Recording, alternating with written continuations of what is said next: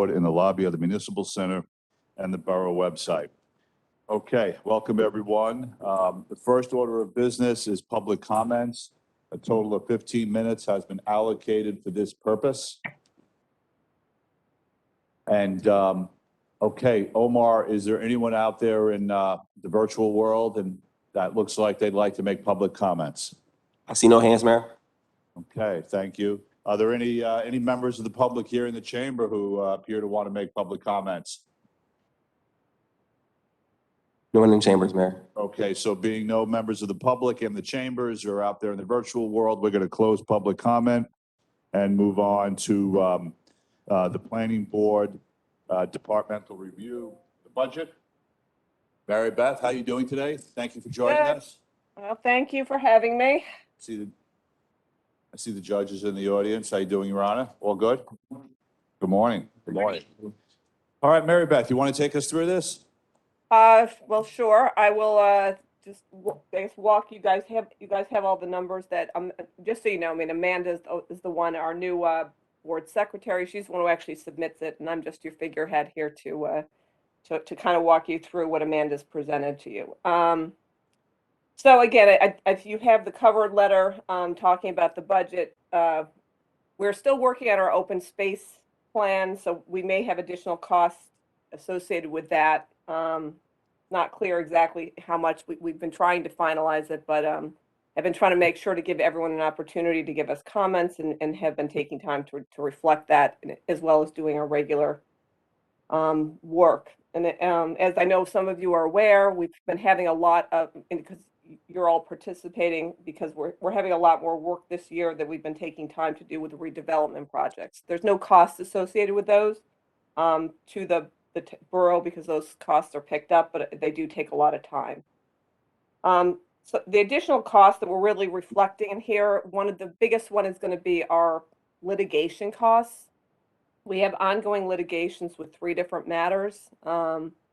Again, those are outside our control. We have so 3 ongoing litigations that we know of, and those are going to run their course. And we've asked Jeff Zen, our planning board attorney, for estimated costs, and he's given us I think $50,000 for the estimated cost for that.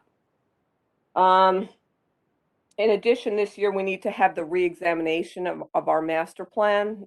It's been 10 years, and that wasn't originally included with our costs, and that was kind of a surprise. That came up as kind of a surprise to us all. I think it kind of got away from us because we have a new board secretary. So I guess it wasn't pointed out to Amanda, and the rest of us. 10 years went by much faster than we thought it would. But we need $12,000 to do that, and that's actually required by statute. And then the rest of the costs are kind of outlined before you.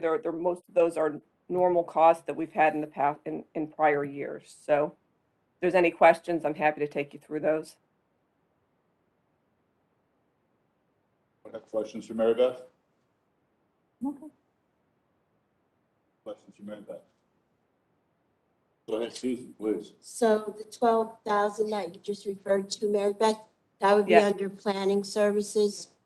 Correct. Okay, so I had lowered that, just so everyone knows, to 8,000. So I just wanted to make that point that we have to raise that up. Well, yeah, and In that's, other words, that's the. I was going to say that Go ahead, Mary 12,000 Beth. is on top of our normal planning services, because we still do have So is that an additional? because last Okay, year so we had wait, hold on planning a second. service- Oh, sorry, go ahead. Okay, so we have a little confusion here.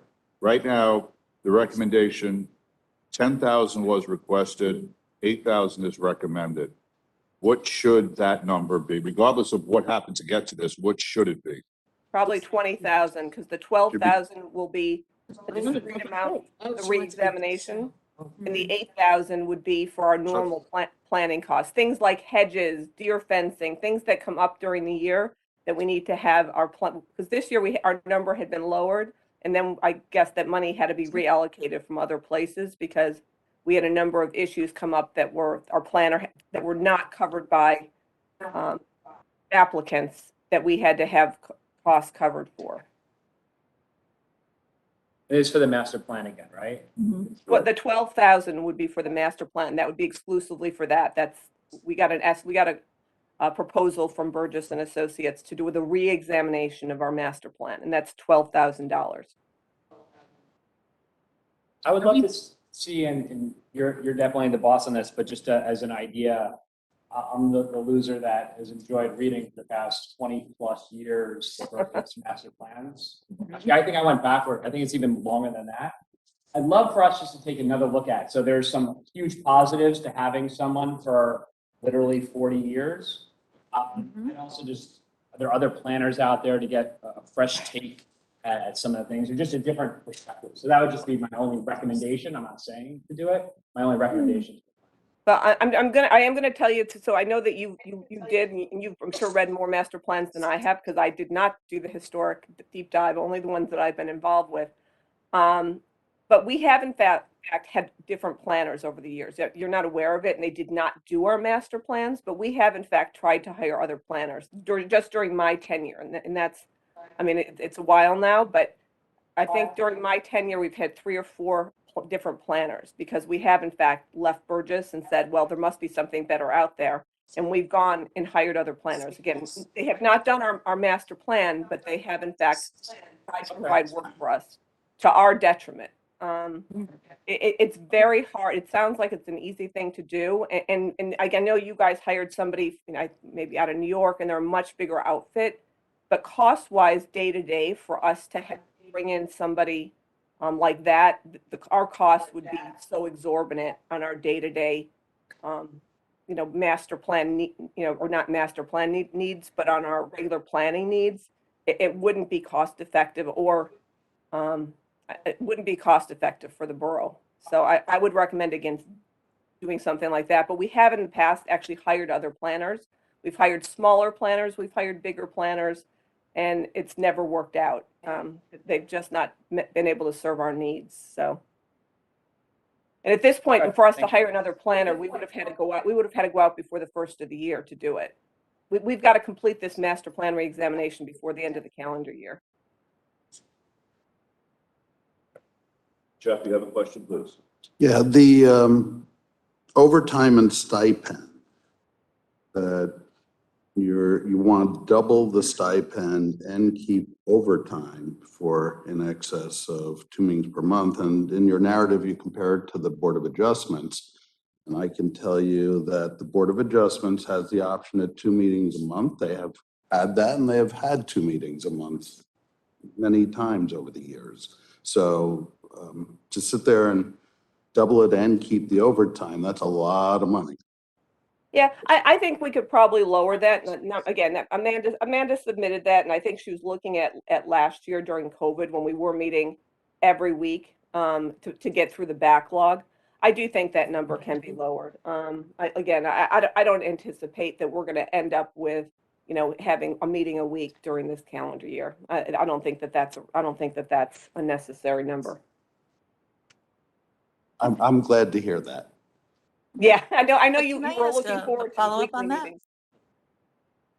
I'm sorry, what? Go ahead. What is the backlog right now? Are we having a lot of residents waiting? What's No. the time period between application and hearing? Well, that varies greatly, but that's based on the applicant. Right now, we canceled a meeting because I think we canceled one of our January meetings because we didn't have any applicant. An applicant wasn't ready to come before us, or they had conflicts. So right now, there's no backlog as far as if an applicant wants a date, we have dates available. So that's not a problem. Okay, great.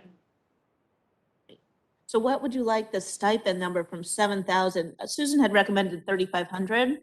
Yeah, I think that's fine. I Oh, think that's yeah. completely reasonable. You want to go back to, okay, go ahead. I didn't really recommend Speak for you. anything. Sorry. I think you have to figure out how many meetings a year, what each meeting would be worth, and how many hours they generally want. So Generally, 3 hours on average, probably. Correct. We quit Yeah. always by 11. Yes, yeah, we have a hard stop at 11. We don't go past that. Yeah, and we have 2 meetings a month, basically. Yes. I think in her narrative, she had 22 meetings or so, because In July and August, correct me if I'm wrong, Mary Beth, in July and August, we only meet once a month, right? Correct. In December, it's really one meeting. It- Really Correct. 20. Also December, one meeting. And in November, we also only have one meeting because of the way Thanksgiving falls. We've always we only had have- one meeting in November. If an applicant requests a special meeting, Mary Beth, don't they have to pay for that? Well, they only pay to convert it. They don't pay all our costs. They only pay to, there's a They pay to conversion convert it. fee. Yeah, I don't remember what the conversion fee is. Maybe it's a couple $100 or maybe it's even 500 now. I'd have to look at it. But they don't pay It's all our $500, additional but costs. Yeah. So the council understands that. If a meeting is converted from a regular meeting to a special meeting or whatever it might be from one to another, there's a fee that the applicant pays for that. Yeah, but they don't cover all our costs. Right. Any other questions for Mary Beth? No? So what, Banu, do you have a question? I was just wondering, so what did we decide on the Okay, stipend? hold on, one person at a time, please. Go ahead, Banu. What did we decide on the stipend? Susan's. Oh, okay. Four, What's the number? 4,000? 4,000. Okay. Mary Beth, that work for you, $4,000? Yeah, like I said, as long as we're covering the cost on our scheduled meetings, that's all we need to do, I think. I don't anticipate that we're going to add meetings that are not already noticed. Any other questions for Mary Beth? No, No? I don't. Going once? Mary Beth, you have anything else you'd like to add? No, thank you, though. Thanks for your time. You're welcome to stay till 12:30 today if you want to watch the proceedings. You know, that Just if I does can, sound just a thank fun, you to but Mary. I don't think I can take that much fun on a Saturday morning. So thank you, though. Okay. All All right, right, Councilman thank Michaels you. has a comment to make. Say thank you, Mary Beth and the planning board. All the boards work really hard. I know the planning board is crazy hard and things are getting even busier. So I appreciate everybody's help on that. I think it's an important board to continue to grow. Thank you. Well, thank you guys, and thank you Well, for your time and especially- effort. I want to also say thank you for all the additional projects, areas in need, and obviously the open space plan, both huge things that we're working on, and thank you so much. Thank you. Actually, Okay, a hold. quick question for Susan. All right, go ahead. Then Councilwoman Dr. O'Connor I'm has a sorry. comment. Just, this is back to is it the stipend? That in the past, we haven't had FICA, but now there's FICA. That's just social security. No, but in the past that, there was no number there. Let me see if it's on there. No. So maybe it was assigned to someone Dan, there's not vacancies. and the rate changes, no, the rate doesn't change. There's a side test. I don't really have to put that number on there because we calculate it out really as a whole. I say, we just really look at everybody's payroll to put the FICA in, but that would be social security driven. It wasn't there before. It is now. I have a question for the governing body. Are all the stipends in the budget, are they retroactive to the first quarter because we paid stipends out in March, or are we only going from June forward? Wait a minute, is that a specific? What do you planning board recommend? Question? It's not. Okay, so- We can let Mary Beth go. Let's finish that. Oh, first. okay. Okay, Dr. O'Connor, go ahead. All right. Is there a statutory reason why the planning board meetings are not hybrid and they're only in person? Because I had asked about it. I was curious, like a couple months ago, and I think it was Councilman Grossman said that there might be a reason. Do we know of it? And if so, I think it really would help if it could be hybrid. Does anybody know? So Mary Beth, do you want to address that or I'm happy to? I don't remember why. I know we did not notice for hybrid meetings, so let's start with that. So we'd have to renotice. And again, so we obviously could renotice, but we also don't have anyone to technologically run a hybrid meeting. I mean, you guys have people who are capable. Amanda doesn't feel, I think, that she's capable of running a hybrid meeting. And I know, no, we're not going to ask anybody on the board to be doing that. So there is technological issues, and I don't know if there's statutory reasons. We'd have to ask Jeff then about that for a planning board. There's also an issue with, at a planning board meeting, we have these 24 by 36 inch and 34 by 46 inch diagrams and blueprints and elevations and survey maps, which Right. make it very difficult for someone who is remote to have any understanding of what we're doing here. Yeah, can I mean, understand that. I've been to some of them about those big diagrams, of course, but I actually think that it would be worth us actually having this hybrid option because there are some major issues in town that people really do want to attend planning board, but the fact that it is the only thing that is not hybrid at this point is very difficult for our townspeople to attend. So while we're talking about budget, maybe that's something, if there was something that needed to be allocated for it to become hybrid, and we definitely do have Amanda. I know that Omar could train her in how to set that up because she is here anyway. So I think we should talk about that now. I thought there might have been a statutory reason. I understand that everyone at home is not going to be able to follow along with all the diagrams. So I think it's very important for the citizenry to be able to access the planning board meetings the way they can with all the other committees. Thoughts? That's fine if the council wants to do that. We just have to determine what costs are going to be associated with it. well, and again, we do need to determine if there is a statutory reason. Right. Again, I can't remember, and I'm not saying there is or isn't. But again, I know that there was, when we originally were running remote, it was under an emergency order, the emergency order for COVID. I don't know if that order is still in effect to allow planning boards to run remotely, or as a hybrid. So again, we'd have to just double check that that's allowed. Again, I'm not saying it is or isn't. I'm just saying we would need, before you just budget for it and say we're going to do it, we need to confirm that that's allowed.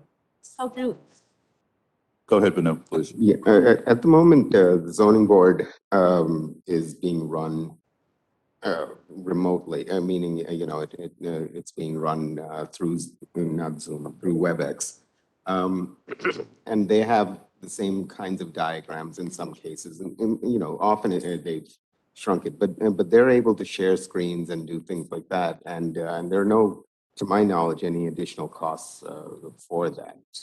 Are they so solely just remote wondering. though, or are they remote hybrid? At the Solely moment, remote at the moment, they're solely remote. Yeah, because it's easier solely remote because then everyone just screen shares and things. But we're doing live, so it would be hybrid. And again, so then you'd have to have the applicants would have to have someone there to screen share, and we're not requiring things like that right now. I mean, they just bring an like live exhibits. So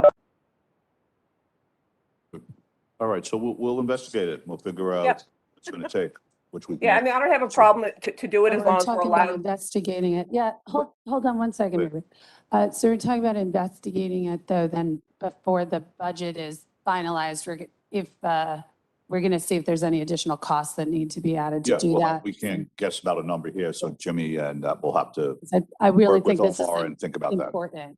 I mean, the same technology that Julie's discussing is my frustration during our council meetings when we can't share a screen.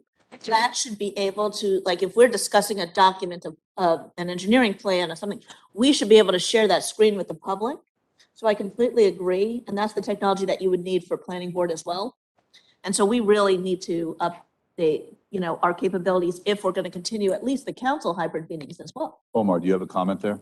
No, I just wanted to say that when we do have items that we need to share with the public, I actually have the ability to share it from my flash drive. I know, but if it's not on your flash drive, or if someone comes with like a plan, let's say for the planning board, then we need to be able to scan it in, put it up, whatever it is. As long So as- for future, Yeah, as long as it. Okay, hold on, one at a time. Vanu is next. Yeah.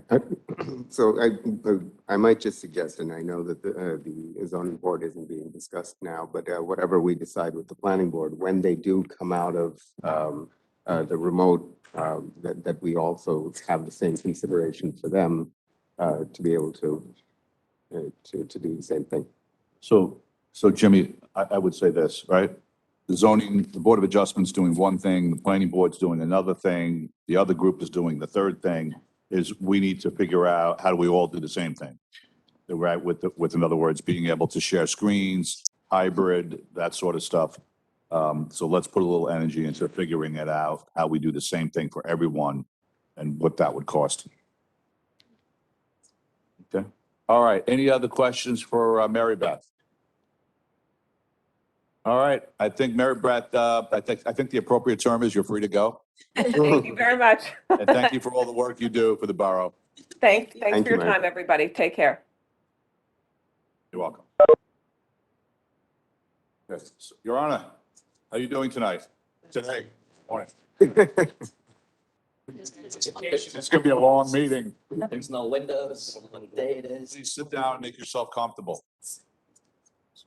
Find out for sure.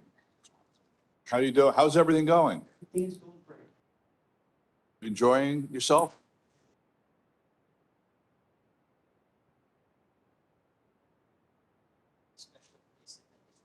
Is that the place? Is that the place? Battery goes up.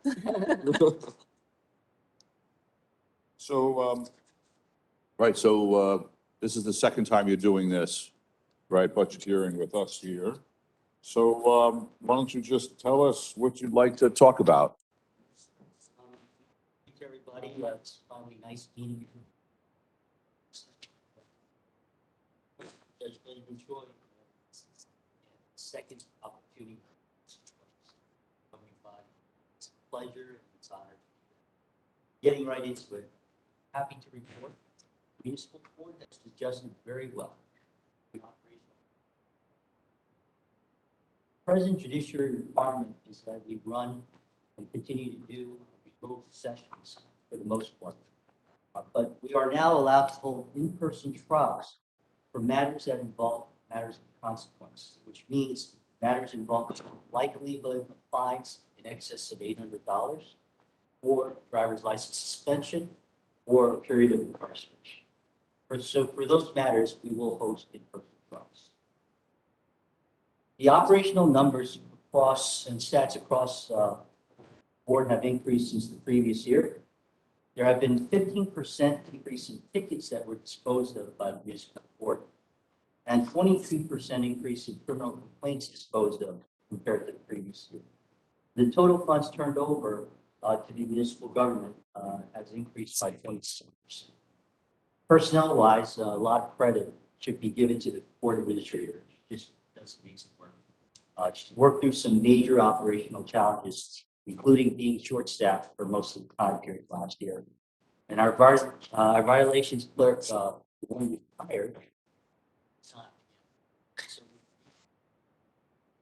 we have a new one in place since February of 2022. Of course, there continues to be some operational challenges, but we are working and we will get that resolved. Overall, there is not much of a change in the budget. Previous year's budget was $144,897. And I'm asking for a small increase, $146,078. Now, the changes are pinpointed in two areas. Number one, the contractual increase for the court administrator. I believe there are contractual increases with salary and benefits that will be required every year. And number two, for overtime. I'm asking for an increase from $2,500 to $4,000. We previously had the amount at $4,000 in 2020, but it was reduced to $2,500 in 2021 due to COVID. However, we did exceed the $2,500, and I think there is a need because of the workload to put it back to $4,000. And subject to your questions, I will conclude by saying the court is running very smoothly, efficiently. There's not a significant backlog, and it continues to be my honor. My honor to service the residents of Tenafly and serve as. Okay, thank you. Who has questions for Judge? Go ahead, Warren. Thank you for being here, Your Honor. Nice to meet you finally. I've heard very great things from everyone. I want to actually talk about personnel. I know we have had a lot of moving pieces. Are you thinking that with the additional person hired in February that you are in a good place, or are you thinking there still needs to be any changes? I think we are in a good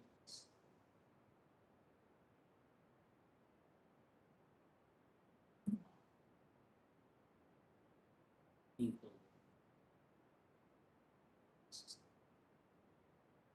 Second, I have a second follow-up question. We're looking into various technologies in all the different departments. Is there any technology you think that the borough needs to have, whether it's a doc scanner or something to update, that will assist maybe in some of this filing? No. So remote. This chamber. Technology. Zoom platform, Mhm. which is, in my opinion, best platform. Thank you. Questions? Manu, you have a question, please? So you had information on your narrative about 2020 and 2021. Of course, both of those years were, kind of COVID, whatever, hampered. How did the numbers for 2021 compare to prior to that? So like 2019?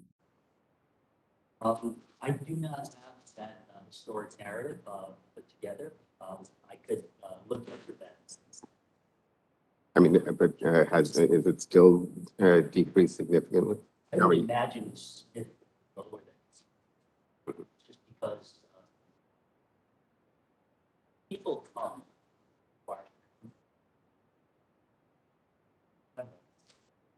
What we see is there's a lot of failures here. And we're addressing it. There was restriction on restrictions lessened a little bit now. So we're starting to pick up that pace of benchmarks.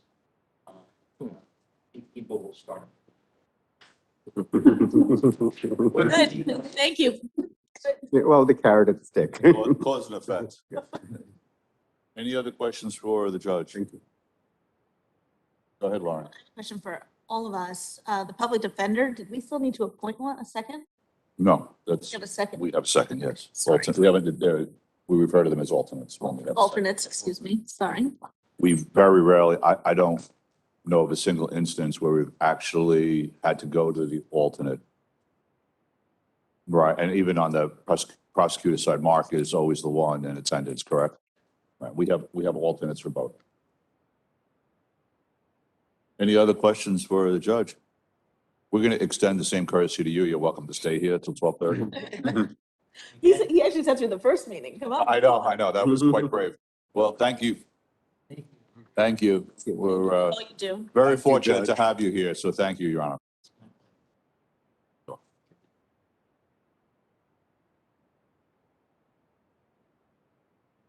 Enjoy your weekend. Okay. Do we want to roll right into, I see that JP and Justin are here. Yeah. Okay. All right. So just as a courtesy to the public, Omar, is there anyone out there who look like would like to make a public comment? See no hands, Mayor. Okay. JP, can you hear us? Yes, I can hear you. How's everyone? Okay, hold on a second. I have a, go ahead, what was the question? The question is, we don't have advice from our council on some of these decisions, budgetary decisions. Well, the financial decisions, they're not legal decisions. I think we still have our finance department. in Did here we fund the doing program the way it is? Yeah, so like, for instance, what do you mean? About the administrative function. For the TVAC, Yeah. and we didn't get a definitive answer from our council. Oh, well, we're not necessarily going to be answering all those questions then. It all depends. We're gonna budget for it. You Yeah. budget for it as if Yeah. it's gonna go normal. Yeah.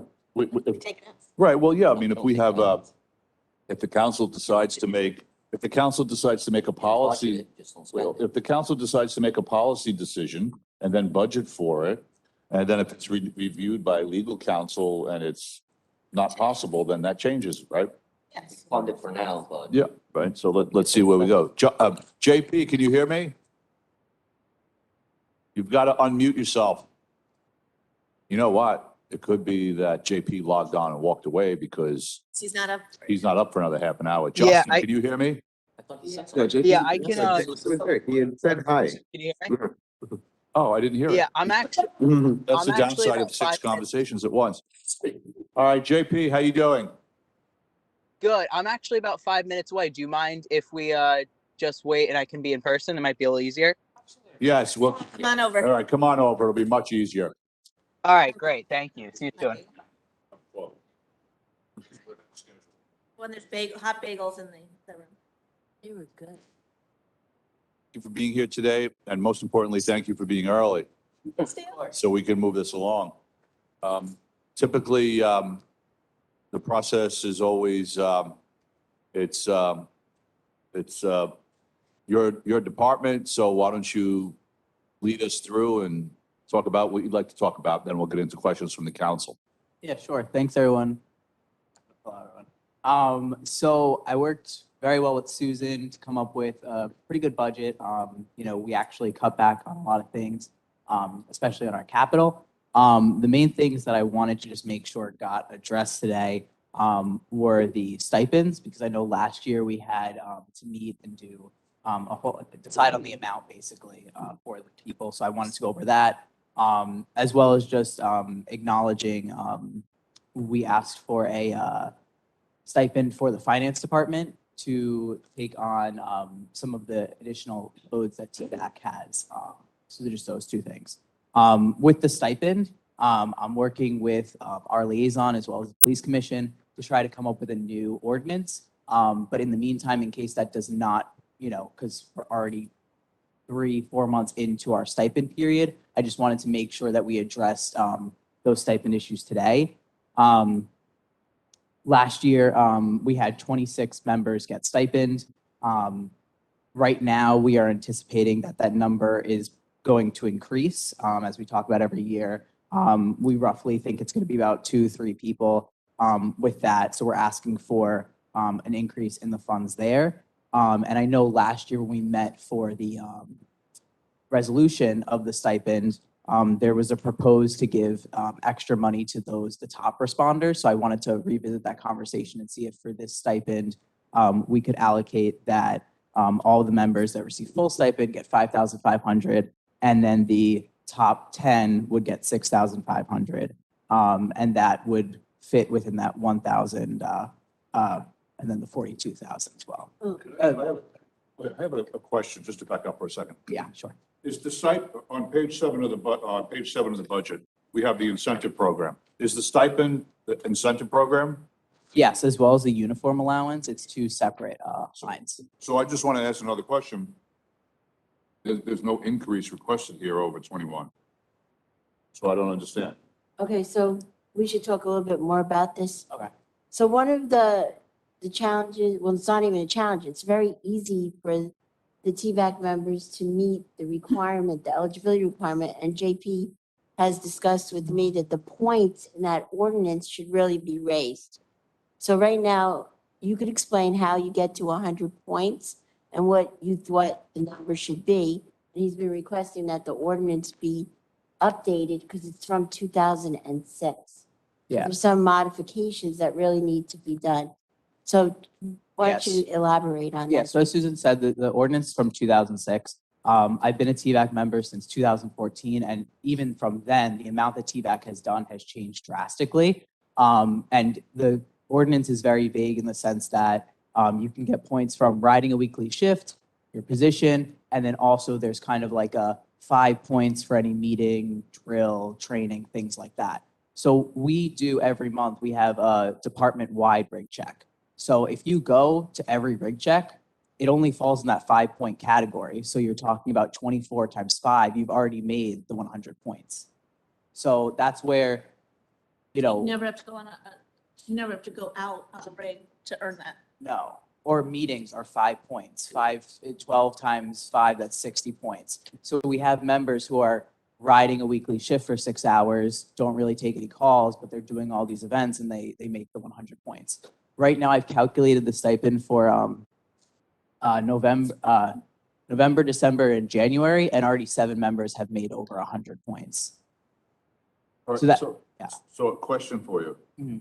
So you want to make alterations to your point system?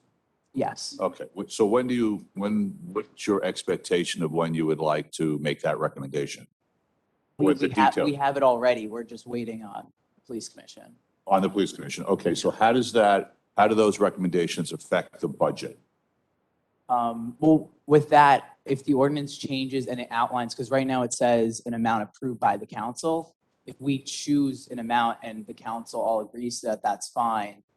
That's really the only thing that matters in terms of the budget is just making sure we know how much members are getting. And if we want to discuss, you know, in the, like an officer bonus or a bonus for those who are doing above and beyond the call of duty, because, you know, we already have people that are at 250 points, and that's after 3 months of service. Dan, please. So with the 7 people that already qualified in January, will the new ordinance, the new point system, did that go down to 5 maybe or whatever? You think less people will qualify with the new system? I don't think so. I think, but it would just be more evenly distributed. That you're right, so that you would- you're not getting the stipend just So for that doing at the great end, check. like somebody wouldn't have like, you know, if it's maybe 600 points, maybe they'll have instead like 100 or But then the Yeah. people who show up only for rig check, they won't. right, there's a way to, right. Right, they'll I have to get do you. more than just that. Right, gotcha. So is the 100,000 that's been requested in the budget and recommended the right number? Well, so there's the two, yeah, so the 100,000 and then, the uniform as well. Uniform is how much? How many members do you have? How many members? Right now, we have active like 26, and then we have like another like 10 on leave, I would say. What does it mean to be on leave? Like they're away at college, but they come back for breaks. And they work. 40. So let's say. They work the call. Yeah, yeah. How much is in a uniform? 37. Uniform, so the uniform allowance actually is for like replacement of any clothing or anything that gets ruined. The uniforms roughly are like $200, I want to say, like between like the pants and the boots. I mean, you have almost $40,000 in uniforms here. I'd like to have that. Well, the Because if we're gonna up the incentive bonus, I want to offset it. But they're the same thing. They're, the incentive comprises that number plus the 100,000. There are two parts of the same Yeah. thing. It's two numbers. Right. And so if you take that down. Yeah. She's not gonna have enough funds to pay the incentive contingent upon what he's requesting. Well, why isn't our incentive budget line then changed? Why is it called uniform I allowance? I don't understand that myself. that's also another. We clarified this 2 years ago. That's also another problem with the ordinance is the ordinance outlines that people get an incentive bonus as well as a uniform allowance to reimburse any like clothing or Damage, anything that yes. gets damaged on a call since we don't always. What you're wearing right now is your uniform, Yes, that's from the clothing, the uniform line item. yes, that we Now, try changing to. If your Yeah. pants, your regular everyday pants get ruined, you get reimbursed clothing. We have a, That's the difference. we have a clothing and uniform for 12.5 in here. Yeah, so that Right, gets that's the difference. that gets all of our like you know, the Replacement. polos, the jackets that we wear in the winter. Again, So- I don't understand why we. So that's, okay, so let's back up. You know for a where I'm second, going. 'cause We're a little Yes. confused, or I'm a little confused. Yeah. So I can't speak for everyone. They're less confused than I am. All right, so could you please explain how the uniform allowance works? And what does the average member receive in a uniform allowance and why do they get it? So the uniform before- allowance is 1,500 per person. Annually. And that's just per our ordinance that a member that makes full stipend will get the uniform allowance as well. Okay, Again, we can Money, remove that money. once we do our new ordinance and we just make it an incentive bonus, but that's, you know, but go ahead. Yeah, I was going to say before you did that, maybe we could just talk about the two line items. So one of the line items is 203-201, the one that says clothing and uniforms, yes. right? And the other one that I guess is being changed is the 204-201. Yes. Uniform allowance going to be 301 going to be clothing allowance. So the clothing allowance is part of the incentive.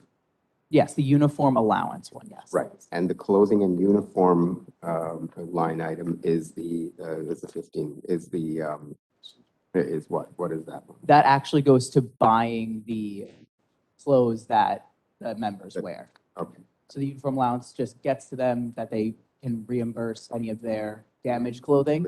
Right. Yeah. Right, so it's backwards, sorry. So that's for backwards. clarification purposes, Susan, why aren't we moving the uniform allowance into the incentive program? You'd have to change the ordinance. So we need to change this We need to change ordinance, the ordinance. clearly. Yeah, you have- Doesn't make any but sense. he's Here's my been recommendation. waiting to Right. do this. So JP, Justin, you are gonna work with the council liaison and our borough attorney. You're gonna give me a draft ordinance that I'm gonna bring to the police commission for the next meeting. So you have like 2 weeks, change the language, because we want to get this correct in our budget. We'd rather have a larger amount in your incentive that then you can change how you want to distribute by points than to have it in various lines of our budget all over the place that then you have to combine and pay out differently. Yeah, no, of So course. we're with you. We agree this is not making the Yeah. most sense. It needs to get updated. So we'll call a police commission meeting before this budget period ends. Just get us a draft that we can then get you approved. Okay, great. Is that okay? Yeah, that's okay. I think just, Yes. Susan, do we need to agree on an amount, right? Should we agree on an amount right now that should be put in the ordinance? So when I look at this, it looks like, the 37,000 would cover 25 members. If you divide that, and the 100,000 would cover 25 members based When on, we go to it's 4,000 plus 15 times, 1,500. 15, right, let's up it to 27, just in case. So 45, 40.5, How many- 40,000. You just said 1,500, what, Will they get 50, And that- you're asking for, 5,500? Is that what you were asking for, JP? Yeah, So he was asking for 5,500, so if you take What the line are we 100,000 times, what line are we on? okay. if- Uniform allowance. yeah, So uniform I'm looking allowance, at both for the incentive bonus right now. She's combining. uniform allowance and incentive program. So if you use Gotcha. a number of 25 members, Yep, for the 100,000, it'd be 4,000 each. Then for the 37,000, 137,000. that would come out to almost 1,500, saying with 25 members. So that bonus covers 25 members. How many members have received the stipend last year? It was like 20 something. It was 24 received full stipend and 2 got half stipend. Right. 25. So do you anticipate more members? No. Just like maybe 2, but again, it depends because there's sometimes where Points. we lose a member and then one comes on. So, but 2 would be, I think, the most to, Okay, Nice, so- nice. So, and then if he raises the points, it'll be a little harder. You might still get the same amount, but are we able to change the point system even though it's partially through the? I don't have an issue with that, as long as the attorney doesn't have an issue with that. What was the To question? We have to get the change the ordinance. point system to give the 10 highest point earners more money in the stipend. We have to see the ordinance first. Yeah, we have to see it. Yeah, And that's the see it. attorney. Draft it as you want it, and yeah, Okay, Okay. so we're, just to summarize that, uniform, we're going to change the ordinance and the uniform allowance is going to be incorporated into the incentive program. Yeah. Right? Yep. yes. And for clarification purposes, the clothing and uniform well. line item is actually for clothing and uniforms. It's not Yes. part of any incentive program. Yes. Okay. Okay, so, I have other questions. JP, Yeah. when you do your ordinance, take that line out, because we're gonna make this 0 and increase the incentive line. Yes. One, Yep. one lump sum for you to distribute. Yeah, we already have a draft, so we'll just take out that uniform and then we'll forward it. Okay, Mayor, just go real ahead, quick, please. JP, just when you have the draft, just make sure we'll coordinate and make sure it gets reviewed properly. And Okay, perfect. All right, next question. Schedule police commission so we can get this done. Next question. Go ahead, Laura. Okay, I want to talk about the trailer, the sleeper trailer. First of all, how's that going? Is it being used? It's, And yeah. tell me a little bit. It's going. It was really helpful, especially during our the snow standbys that we had and some of the even the rainstorms we had people stay over as well, especially like Ida and things like that. So that has been good. We do have a couple issues with the ceiling tiles, but DPW has been notified and is looking into it. So Is it leaking? no, it's when it settled, the tiles started like falling down, similar to our building. So yeah. Matches. There might be still a warranty under that. Yeah. Pretty So new. we should check Yeah. that out, Joe. Yeah. I see Susan last year we spent almost about $5,000. This year we're putting 1,500. What kind of supplies are needed for that? For that, it was more like to make sure that everything, was stocked and things like that. If we don't need that, we can move that around as well. Are you, But yeah, it was anticipated, I think, when it was first created. Person that made it just wanted more money there, but I think the DPW stocks everything we have, and there's not really like supplies that are specifically needed, so. okay, good. Yeah. So we're good at that. So, no, next, the sleeper trailer supplies. Page 8. page Oh. Yeah, because the That's DPW what I- puts in like our soap and the, toilet paper and things like that, so. Okay, Other questions? yes. Yes, go ahead. Well, this is operating. Anything else? I want to talk about the, well, actually, can I move to capital? Go ahead if you have a question. Now's the Okay. time. I want to talk about the bay storage and furnishings. Tell me what is missing, because last year I know we budgeted some. Yeah, so basically what we've done is the inventory system and the storage, we enclosed that. And we started putting actually like things away properly. There's still some stuff left over because I guess the enclosure of that space, because it was a wire cage, cost more than we anticipated just with COVID and costs going up and things like that. So we still need the actual storage stuff for there. We also just have a bunch of stuff lying around in there. We were able to get lockers and cabinets, which has been nice, but there's still a lot that's missing. Like our fire standby, we want to make like a section for fire standby, so that way people can just grab all the supplies needed and it's out for all of our members to use and things like that. Did you get actual quotes on what you want? Because there's a $10,000 line item here. I just want to know, is that going to encompass it all? Do you know what you're looking for and what it costs? We're still looking into it. We do have we have quotes for the stuff that we asked for the DPW with. Like I know we asked to renovate our bathrooms, and also for paint. So we do have quotes for those. We're still looking into exactly what we need with the furnishings. Yes, when you get the quote, does that go to Susan? Yeah. It's okay keeping that in, council? You just take out the $8,000, respond to 43%. Yeah. I do. Which one's 43? That's the captain's, the white one. The white one? So actually, I want to go up to the bathroom. Again, we need an ADA bathroom here. We need an updated bathroom. I've been in these bathrooms. Definitely need an update. What are you looking to do in the bathroom and what is your quote?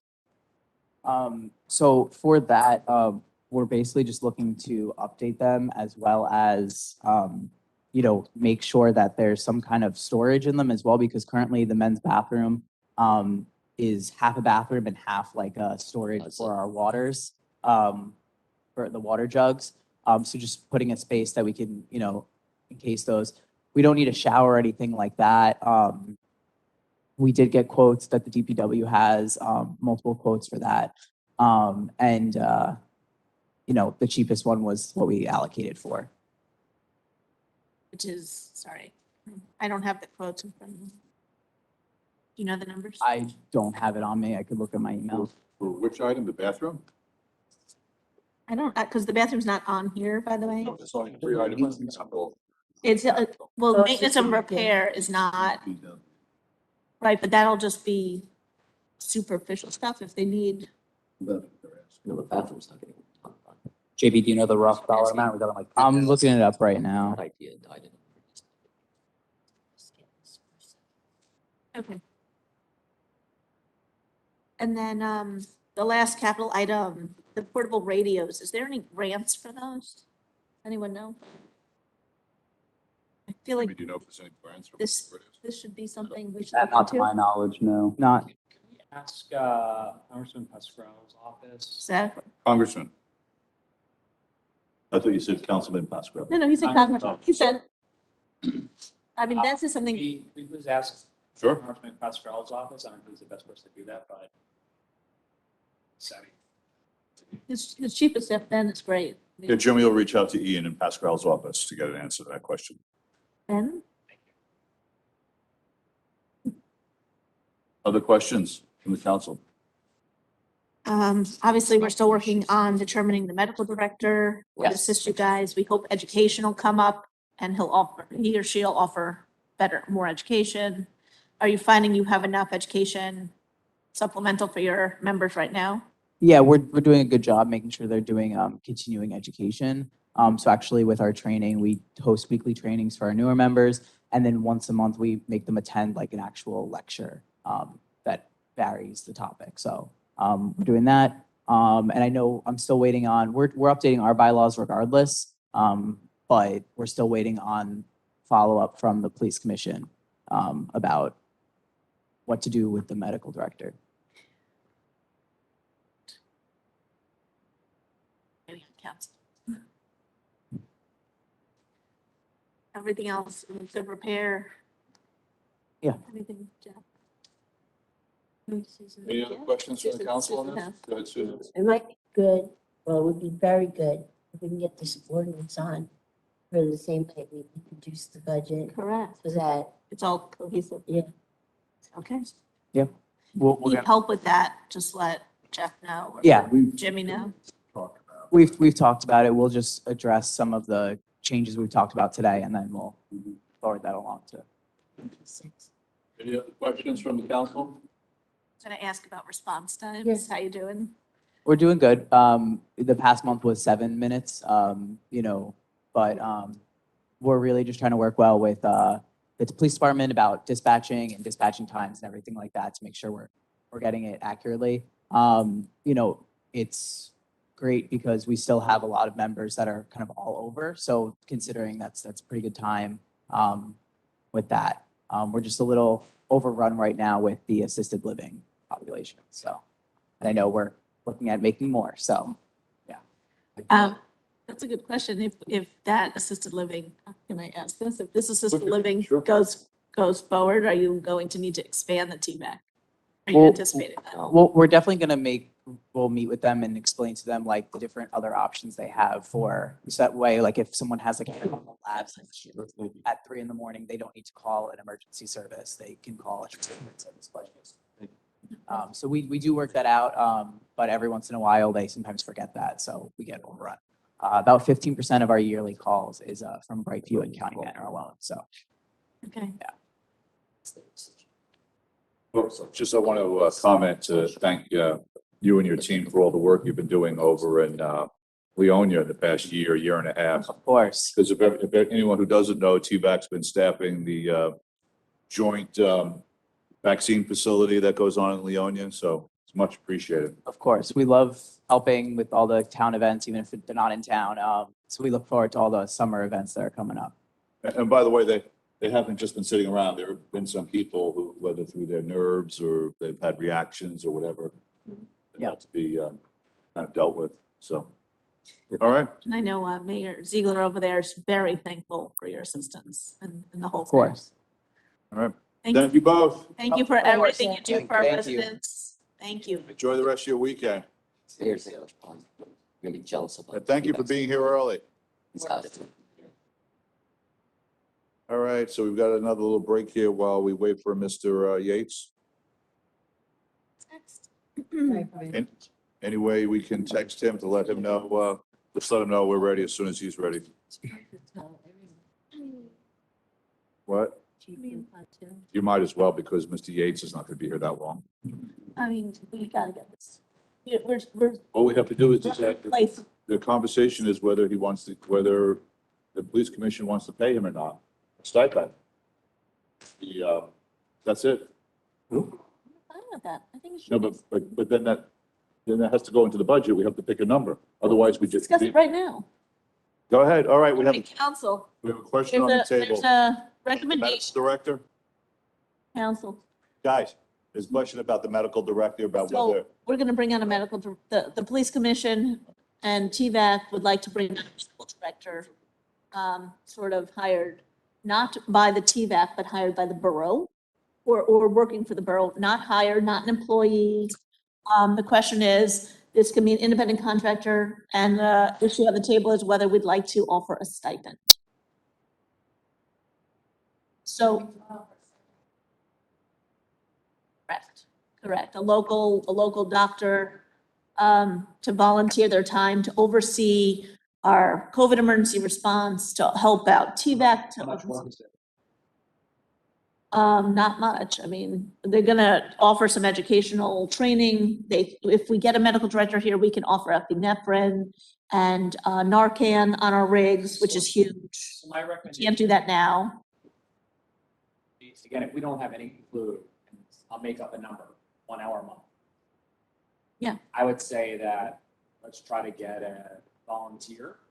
I would say 0 to 5, 0 to Think of it 5 as hours. Just like people sitting on the planning board or the rec board. Let's see how it goes. If it finds out that it's 100 hours a week, yeah. that makes sense. So the reason I was thinking about a stipend is because if they do offer like education, medical education for our TVAC members, that's something they'll have to prepare in a class and go and teach. And I think that that is valuable time using their expertise. I would try it out for now. Mhm. If we find out that we have no one to. We have a taker. We have 1 or 2 takers. I know it's that. And we have one specifically who used to be on TVAC, who wants to do that, who wants us to have Narcan and epinephrine. Let's just get them appointed, then see how it goes. Yeah, because I think a lot of those classes are already offered elsewhere. We don't need to have someone do extra preparation for something that exists and Good. then get into payment. So the council is ready to appoint. We have a candidate. So we're gonna move forward then with the attorney to figure out all the legal stuff, make sure it's done properly, then we'll appoint the person. I just want to be like, to the health, liaisons who exactly what the person, just so they know. Well, I'm hoping that if the health committee, I mean, look, the health committee is all doctors, nurses, and experts. So we have wonderful health committee people there, not looking to step on their toes. This is person would work in coordination with them. Like, let's say we have another pandemic outbreak or something, God forbid. Just want to be able You know, We also yes, are they're supposed to short work together. So just to stay focused for a second. I like, So listen. You could tell the health committee that we're going to be appointing a medical director to TMAC. All right, I'll look. No, What's the not, name? not to TVAC, No, so- to the borough, To the borough. But we've Let's got be to- very clear. It's, yeah, How that, you doing? Pending councils, Feeling good, Mr. Yates? pending on the, Have a seat and on relax. our attorney. You're Our attorney. in They're early for a couple minutes. Okay, so nobody wants to give like a $2,000 stipend for the year No, to make sure that, Let's get going. You guys, that's That's the only thing we're waiting on. equivalent of the 400,000 hours that we spent.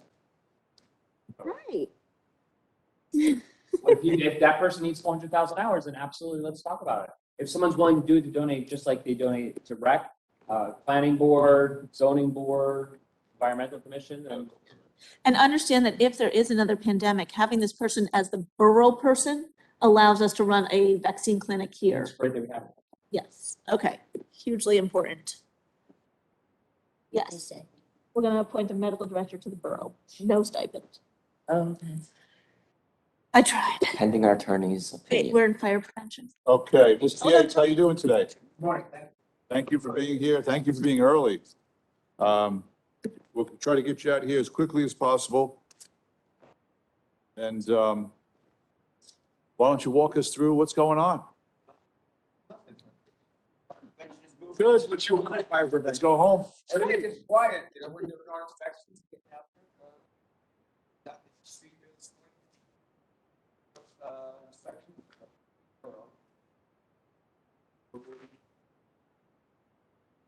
So are you, Yeah. there's a food truck inspection, that's your purview? I actually didn't know that, okay. If it has if it needs like gas or if it's just a booth per se. Yeah, that's not, but that's really plain will be the. Got it. Full inspection. Good, well, thank you. And this fence. Your backyard is building attention. Okay, thank you. I think we're keeping you busier now. I'm clear, yes. I see your budget's flat. Is there anything that specifically you want to discuss or should?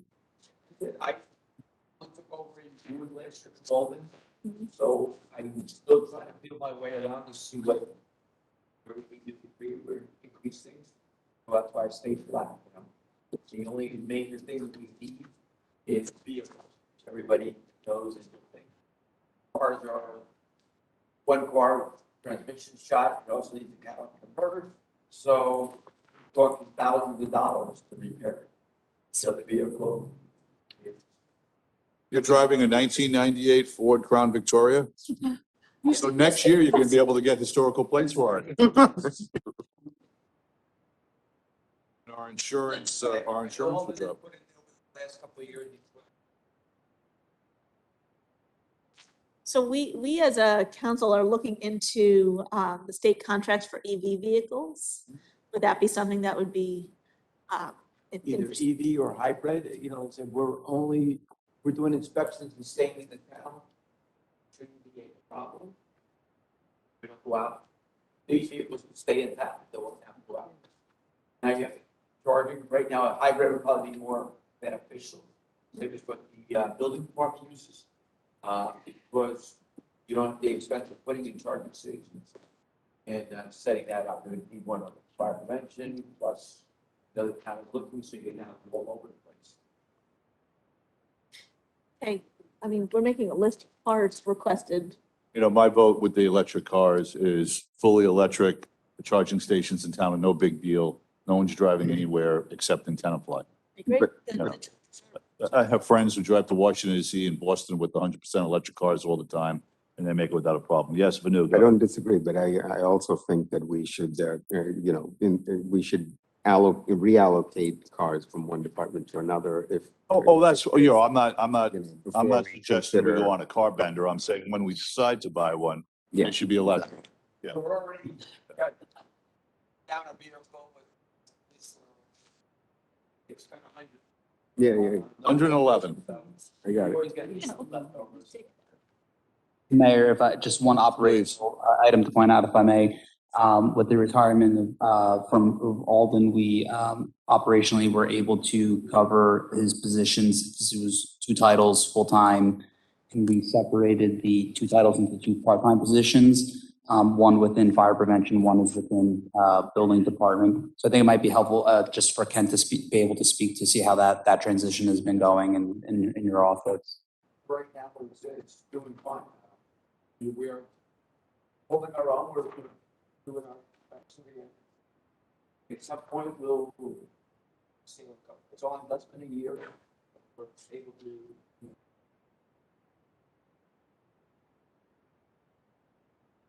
Any other questions from the council? Go ahead, Lauren. Yeah, I know we have a new administrative assistant, and I just want to follow up. Any needs there? How are we doing? Yeah, Mary's doing very well. She's well, you know, it's a hard learn for her coming from what she's doing now to do it fire. It's more on her day-to-day stuff with the fire department. It's fire logs, the incident reports and stuff. She's trying to get it, you know, our real system. So maybe we should do something else as far as inspection software. Learn as you go. She had no experience. Well, Are there other softwares out there that we should be exploring? again, there are some that are very difficult to use. Ours seems to be easy. I mean, it goes through every time around. It's something that we should probably look at. Maybe not this year, but in the, along with maybe talking to Richie the other day, getting CAD. I don't know how the police department or CAD system they use for dispatching and stuff. Would that be something that we can implement into the fire? Because when we get Oprah requests, we have to go back and manually look at the system. We don't know, it's not a real data search in our system.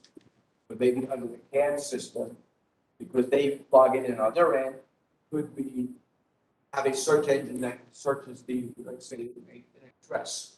Mhm. Because we get Oprah requests, get an address.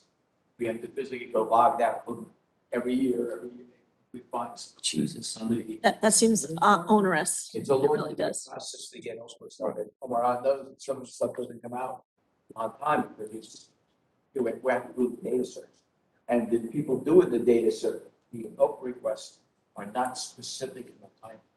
Not giving, we don't know, we're looking for an incident, 1 year, 10 years, 15 years. Right. We don't know. We have this people in the section. But maybe we have had a merger with the cats, with the police department, it could be increase our search rate.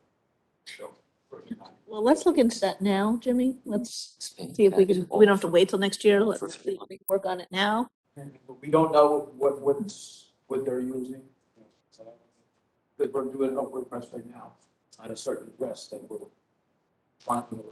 For it's easier, we can just plug it into the base system and say, okay, on such a date. Then we can go back to our system and maybe pull up. Okay, so work with our borough administrator and let's see what we can do. Okay, so I'm gonna say that we're gonna investigate the car in the Capitol and options, and maybe Susan will come back to you. We can figure out an EV or a hybrid. It's in the Capitol for 47,000. But I think I took it out. 'Cause I Took it out. wrote not- We took We have it, to look. so it's Or on the car list. So now we have at least 2 cars we're So we'll look at investigating. it. So we're gonna look at all cars across the board.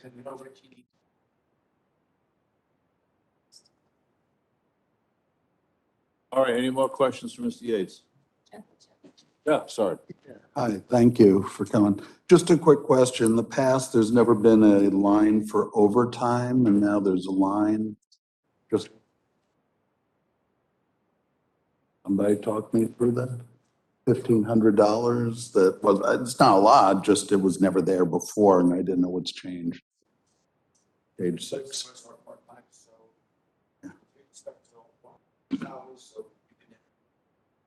That's what I thought. Barry's the only full. I'm thinking it could be Mary that, in case she But- needs but additional time. The past we've never needed. Needed time, she worked 12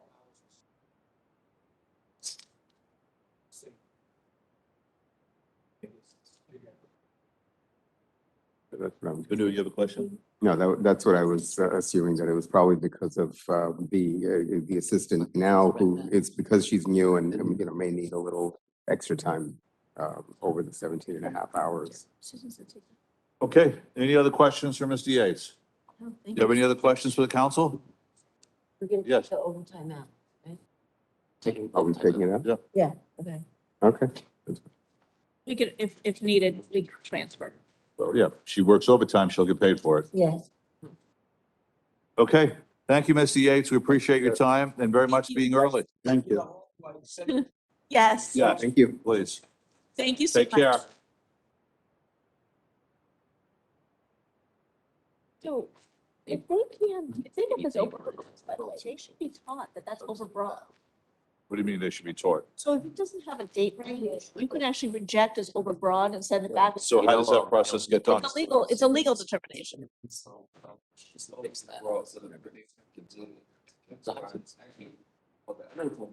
better than 47. It's an overly broad, you send it back and say, I'm sorry. this is- He does that now, right?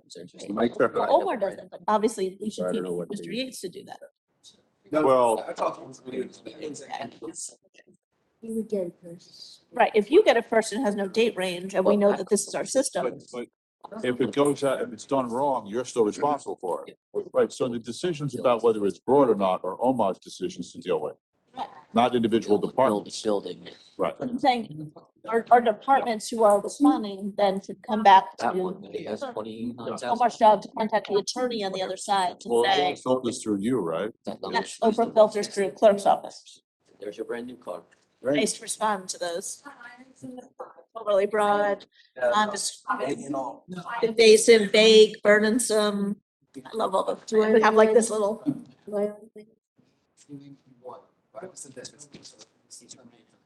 Okay, good. All right. They're very strict. That's why we have to make. Actually, it's about. It's about you. Oh, wait. Someone over you? Well, no.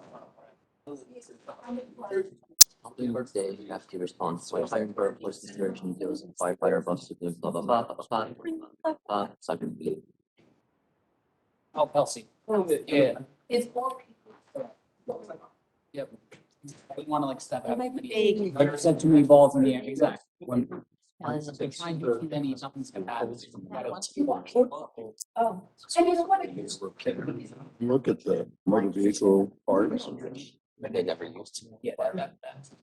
So in 560. We, yeah, no, we're not. And in one house. Well, unlike the police department, most of these departments don't have a backup. They don't have the issue. that the department does.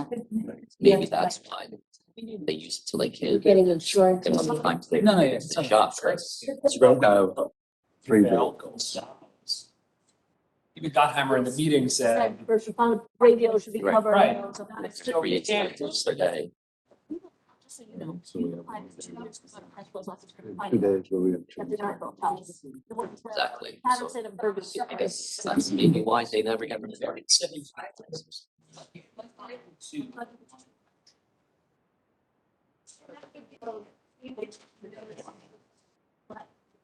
Was talking about there's 2 more fires. I don't think they will. But then I got these dollars worth from Sproul, Gordon. Before we put 2 more. I'm not saying he wasn't needed. I'm not disagreeing. I'm just saying. So, I mean, I could ask Pascal again. See, the fire department, is motor vehicles, that's a significant number. They go out, they're very field oriented, they care, they have to fix their. Or these guys, their primary So focus that's is, where, can you guys give me a car after the check this goddamn house? so that's where it becomes, okay, I'd rather buy a new. 50,000. Right, that makes sense to buy, just like, why are we fixing the bathrooms, getting the bill? Let's think on, why are we maintaining this crappy hut, why don't you just rent your hut? I'm with you. Like the portable radios on both fire, police, not both fire, police, and that should all be covered. Like the portable. Every year, that should be covered. That's exactly what Josh said. Josh last time said is these portable, fire packs. You buy every year. Those should be covered. School board. But again, probably too late. Someone see the amount of money. But where's our Adam? What choose which one? Right. Adam, we have a grant writer. They should be doing this. Like, I don't understand. Whatever the. For, I mean, relevant for you, everything's gonna be clear. Like, come on. That's true.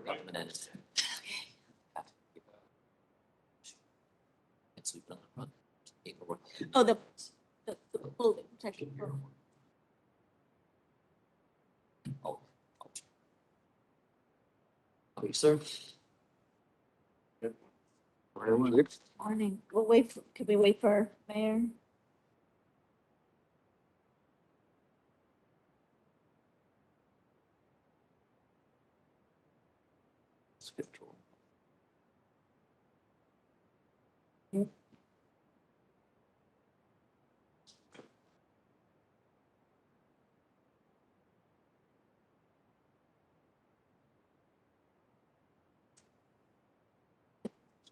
Chief, how you doing? Not bad yourself.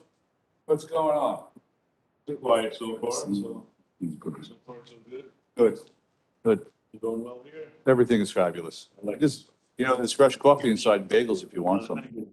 Might be for the- All right, so who's here? We're missing 2 council members. No, because then that gets, Give it a second, they just. No. oh. Hold on 1 second. I take my daughter's call. Hold on. Hello, Em? So close now. Is Grandpa not there?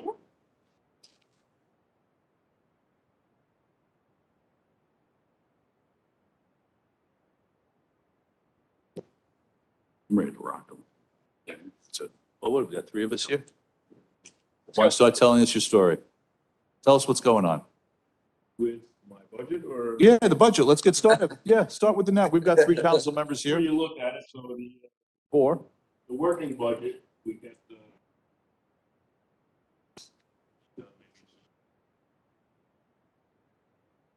June, which, the last 2 years, unfortunately, we haven't spent any money in that category. So we see that coming back maybe, this year even. So I mean, what you gave us in the budget this year should be fine. Because I just want to bring up that if it does start again, you probably have to add to it next year. But other than that, like the operating budget, we kept the same. I don't think any questions on the operating budget. Who has questions for the chief? Yes, Lauren. How many volunteer members do we have right now? I think Yeah. probably 40. Oh, that's a good number. Yeah, but It went down. us old guys, we're getting older, so I'm not sure what the average age is actually of the department. I might have to try to figure that out, or I don't think I'd want to figure that out also. We got some young guys also, which is good, and the junior program did help us a little bit. I think we got 2 full-time members, maybe 3 out of it. That well, we're still doing it. Like I said, it was pandemic-wise. It was hopefully in the spring thing, try to get it going again. I also put in my little narrative here. We try to use the DPW. Any member that is on our fire department already that might be working there.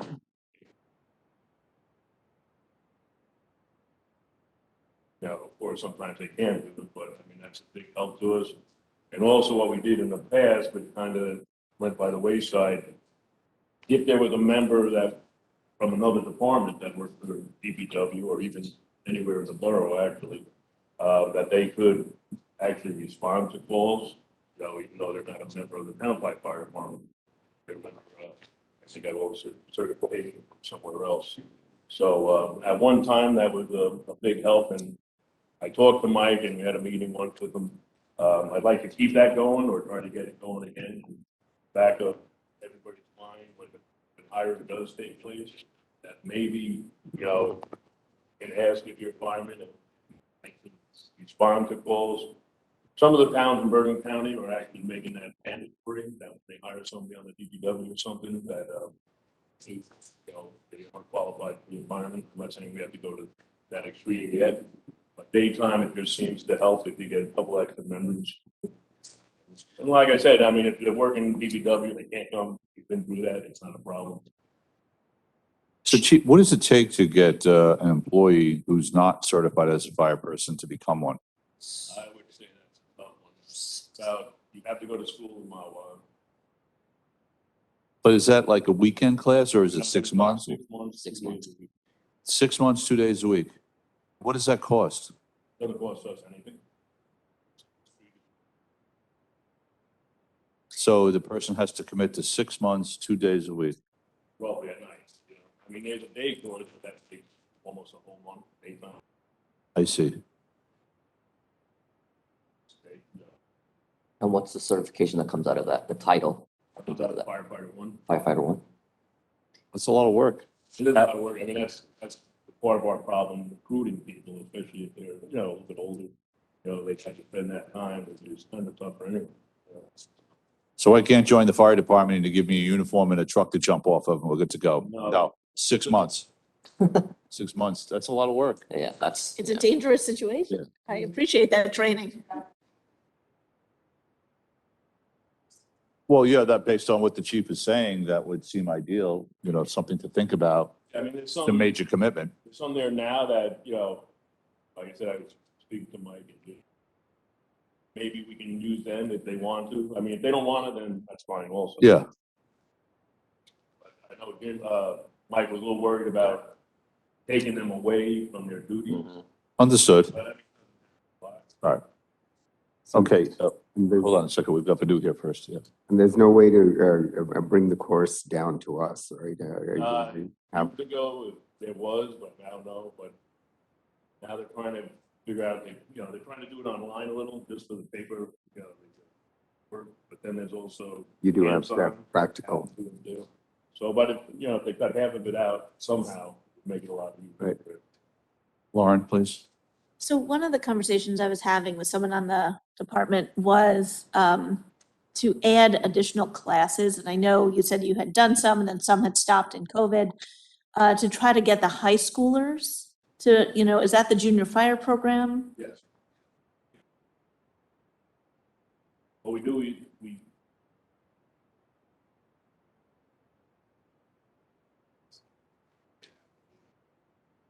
just to have kids in the high school just come to the class, they would have to join the junior firefighter program. And then college kids, same thing? Well, once they, college kids could do it, but they still have to try to make firefighter one. So the 6 months. Can't be a junior. Mhm. Then you have to go up for the qualifications. Are you concerned that as your guys age out, we're not getting enough interest in the younger ages? We had a little interest in, like I said, the pandemic just shut it down, so we didn't really proceed with anything at the school.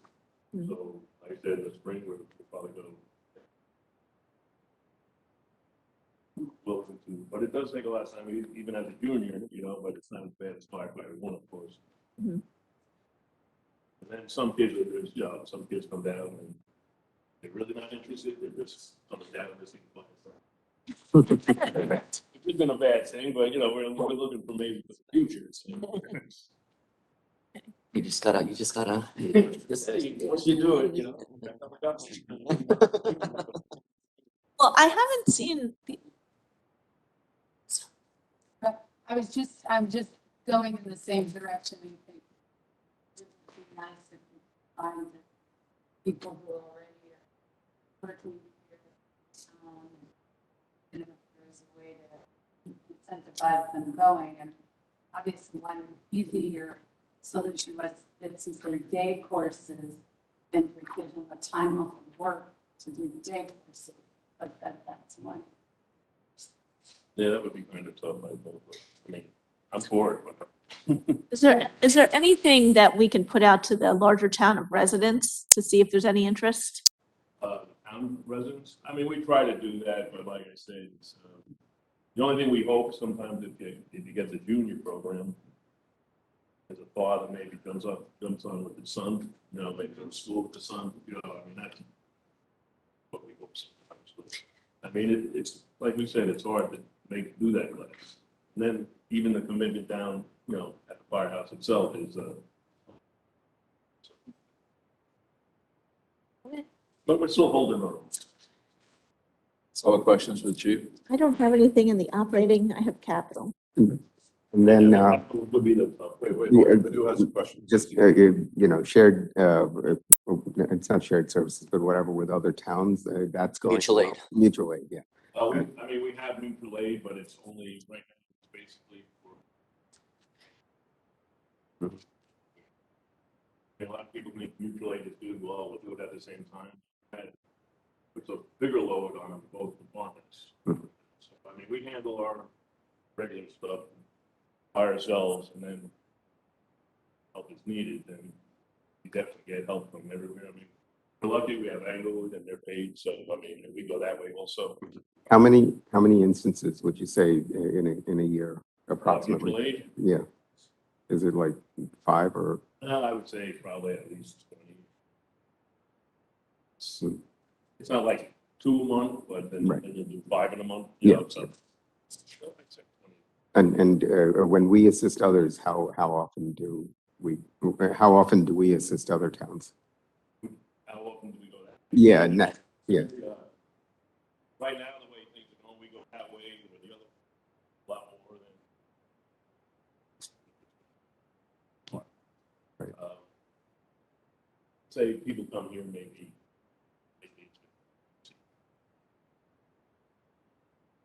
I mean, I don't know if you've been. Junkyard fire recently. Yeah. We handled that ourselves. I think a lot of other towns would be falling on other people. But it was an outside fire. I mean, so field aid, the firemen. So we handled that by ourselves. That's right. Excellent. Thank you. Questions? Next question. Lauren, go ahead. Capital. Capital. So, Very easy on you guys. Well, anything relative, I was just gonna bring up the fire truck we purchased last year. Any word on that, when that's coming in? Is it? It's hard to say, you know, we're hoping December. That'll be good.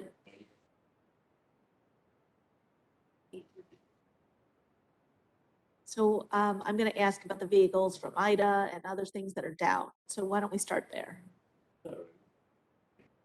Vehicles, I think this is like the third or fourth year that we're trying to put in for the command vehicle, 511, which I think is very important that we try to get that done.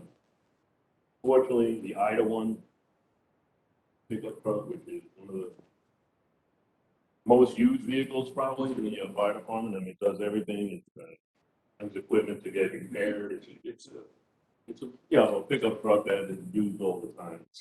Unfortunately, during Ida, we went through some more that was, I guess, a little higher than the first foot. That was all over town. I mean, I've seen water places I've never seen water before. So where that actually got stuck or ruined the place that water really never went. So that is mine. So I mean, I know we got some insurance money. I think we would put in whatever it was for 22,000. got some insurance money. I think. Sorry, wait, so 28. is that covering? That's not covering the full truck. No, No, Just the truck? I don't see that in here.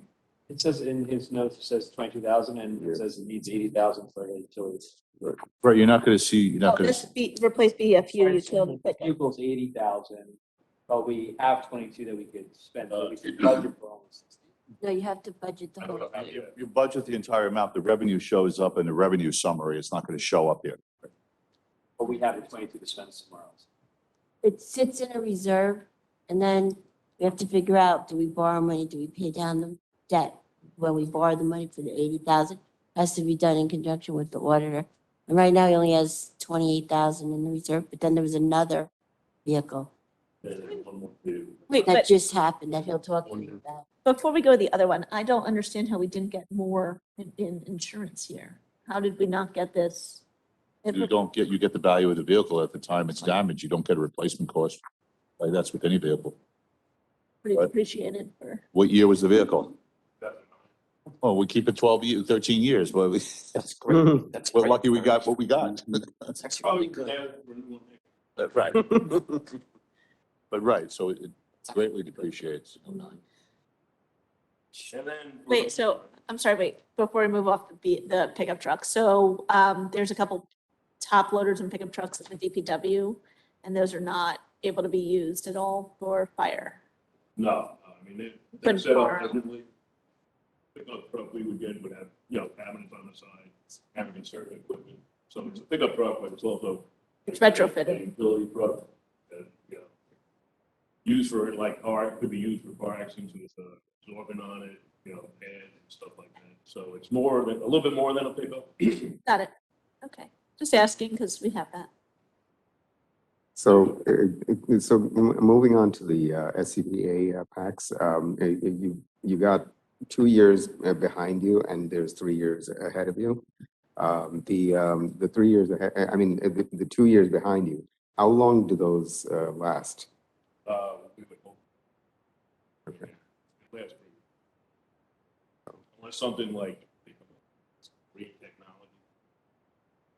See what happens. And This year, what we're, with the CPA, we need the bottles. The CPA. Right now, ours are like running out.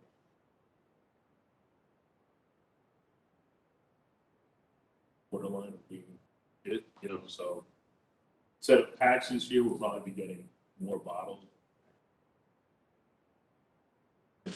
And in terms of cost, you know, how much have those increased in cost? I mean, how? Yeah, I mean, even from the first year we bought them. They went up by 10, but it was, first year we were able to get 12, this year we were only 10. So it's the price difference in 1 year. So that's the last 2 years, Yeah. and then this year, where do you? This year, we're probably gonna stay away from the pack itself. Right. Bottles, the bottles are, believe it or not, 1,500.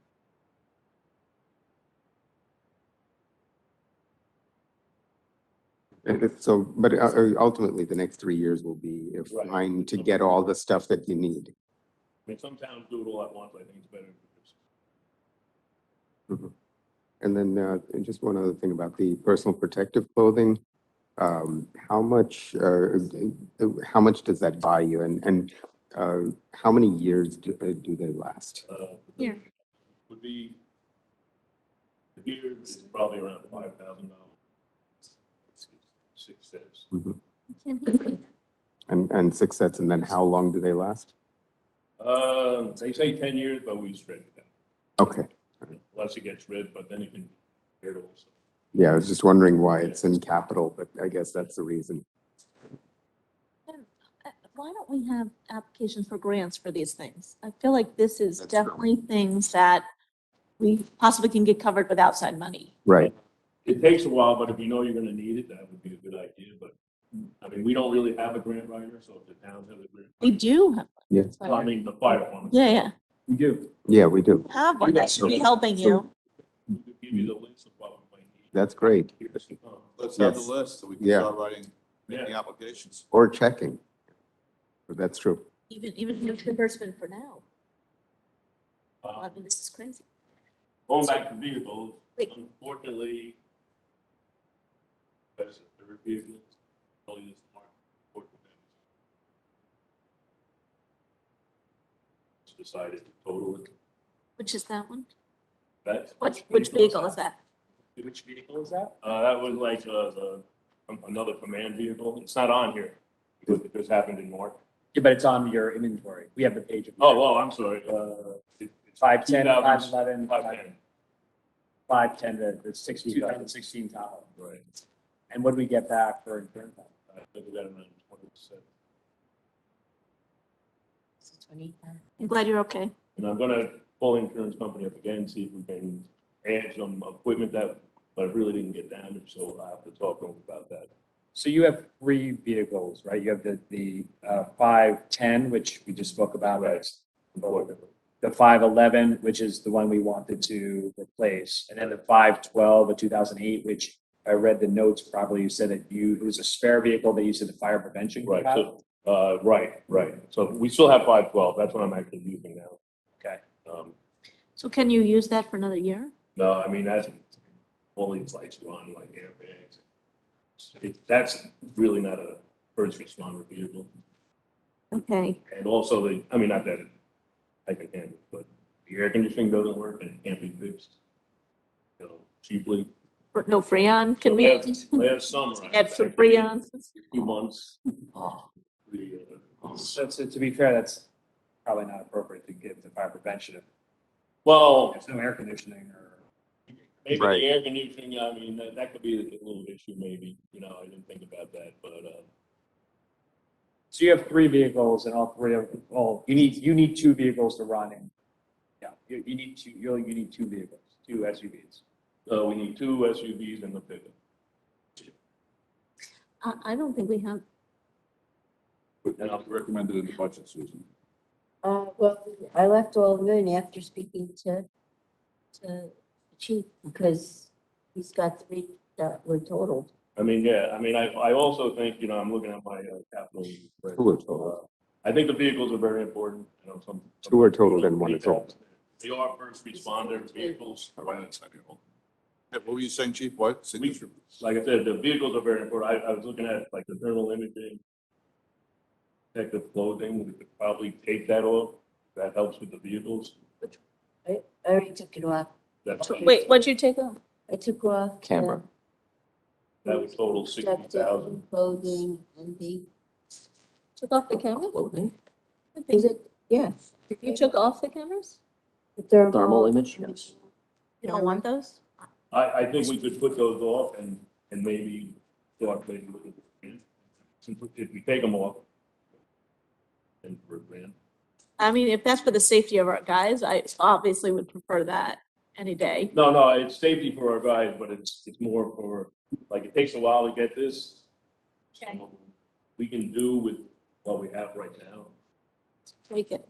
Yeah, so Jimmy, put that for a grant application. And of course, if we're gonna do it for a grand, we'll probably put it for a little bit more than. Is there any, I'm just gonna ask this, I know you drive these, the big Tahoes, but is there anything cheaper on the market than the $60,000 car?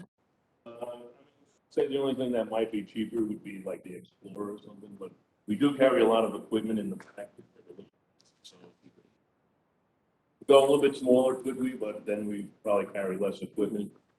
So, I mean, I don't know what the savings would be, actually, I think $2,000, which is a lot. I'm not saying- But not worth the trade-off Yeah. of not having equipment. Especially since you keep it 10, 12. And there's no EV hybrid, any of that kind of stuff you want to consider? Just Um, throw it out there. So that type of vehicle, right now, I would say no. I think the county is actually trying a few. I think maybe it's not a Tahoe, but it's something like maybe an Explorer or something. Yeah. But I'm not sure how, I think they just started that, like trying to see how they work. So for right now, I would say no, that, I was even looking at maybe the pickup going electric, but they didn't even sell them yet, you know what I'm saying? They're pushing them, but the first one wasn't even made. So I would stay away for that reason. And I mean, he wants to buy the first one of anything, I don't think, so, right now. There are other towns that are, like, when we went to the thing down, last year, they showed us they had a bunch of emergency vehicles. Actually, it's pretty cool, you can go in there. So I totally agree that I don't want to be the first person, but if I could steal knowledge from another town and see how they're going and not the salespeople, actually speak to, and I'd love to put you in touch with, there's Right, somebody, but I don't think there's many bigger vehicles right now that are electric. Maybe they're hybrid, possibly. They're coming, though. They're coming. Oh, they're coming, yeah. The thing that I'd like to do, and we say it every year, and I take responsibility that I never follow up and we never see it. We have about 100 trillion vehicles in town. And they're needed for different purposes, right? You need a higher level than someone that's just driving out. We need to see that list. I know nothing, and I'm not an expert in the area. Again, 2 seconds, I just looked at the, police list, and it's literally Pages. full page long, and a whole bunch of, SUV vehicles. Some of them may be fine, some of them may not be appropriate for what is needed. I just think we need to see, and I don't know if this is Jimmy or, who in the team, let's just look at all of them and see, and also let's just, again, it moves. So the chief has a Explorer for auction. I have no clue what it is. It's probably not. My guess would be it's not appropriate for fire. Maybe it's good for fire prevention, as long as it has air conditioning. I'm a big fan of air conditioning. But we have to look at this holistically. What's good for, what's no longer good for one department does not necessarily mean that another department could benefit from it. So before we, things like that. Yeah, but it's. So Adam, if you guys would like, have my department put together one master list from what's in these. Awesome. Yes. And then we could ask chief and others, for a more descriptive, itemized thing, like what the vehicle is used for. So that Right. everybody could The know. question is, would we use a vehicle that somebody else is giving up for this? Yes. Somebody else is giving up a vehicle in this town. It can't be, I would say, it can't be used for like a first responder vehicle. It's just, it'd be too old, somebody else is giving it up. It's not good for us. So you don't, so you don't need, this third, you just had an extra truck. You're never gonna need a third vehicle. Spare, the 2008. No, well, the Part 511 would be our spare vehicle. I mean, you need a spare working vehicle. Just in because case. The trucks, sometimes they break down, they have to go for service. Right. So we need some type of decent spare vehicle, which would be the 511, 2012. Right, but if there's a 2015 that another department might have that's just not ready, you don't think that's good? That's one step better than the 2012 cost. No, I would say because this is set up the way we need it with the equipment in the back. Radio, everything. That's the only difference. Like it's already set up for like an emergency response. So I'm going to ask a question, leasing versus buying, Leasing or buying? right? We have been talking here about possibly putting things on lease so that we can actually move into the greener, new technology trucks in the future. Are you okay with a 3-year lease? One of these? I don't know how that would work with the equipment. That's what I'm saying, the retrofitting, how does that work? We keep them for 10 years already, you know, so I don't know, I'm not expert on the lease. Okay, well, that's what I'm asking. For us, for these vehicles, I mean, So you need to purchase. Okay, well, that's why I'm asking. We're making a running list of all the cars asked for. And like I said, right, police so are giving up a bunch. this year, it's.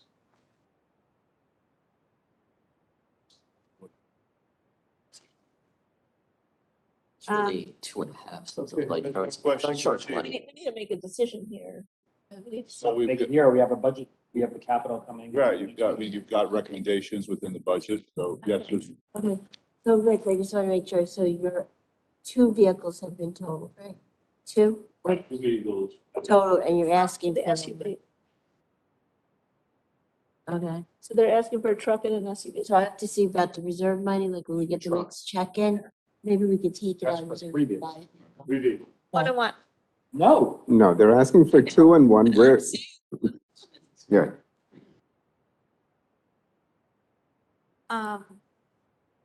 Good. Did you ever, can you talk to other chiefs to see if they do any leasing? I'm just curious, because I know we asked Rob to do that at one point. Look at the future about what? In other fire departments, to see like if they've had any experience leasing vehicles, like for their, Different vehicles. yeah. I mean, every chief that I know in this area, get the power. No, leasing, if they lease. Do they lease? leasing Oh, versus lease, no, purchasing. I haven't heard of anybody. I'll ask. Yes. I'm just And confused. all the, where we get the equipment, or the vehicle, I should say, they never even bring up a lease.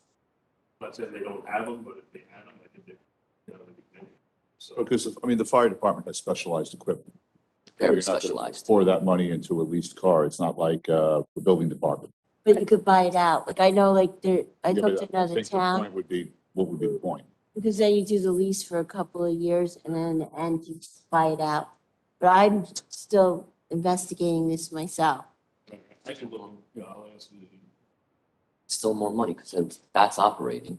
It is, that's why I'm trying to figure out, is it even worth it for us to lease? Because I don't think it would be No, because, if we upfront knowing we have to keep a command vehicle with special equipment for 15 years, Operating. why would we buy it on a lease, possibly pay interest when if we make a capital purchase, we're paying less than 1%? oh, I agree with you, but we keep talking about leasing. We do. I just asked you. We're I talking just about asked the building- question. We're talking about the building department. It's just a car you sit in and drive. No, if this has to be retrofitted, but, then we need to buy it. Dan, you had said, Cars have different purposes. how the cars, now the legislation passed back and that was a long time coming. So now we can put EV passenger cars In into our capital. capital, which we couldn't before. Oh, did the auditor? That's why they're, well, yeah, no, I'm gonna be talking to him. That's why the utility vehicles were always going in.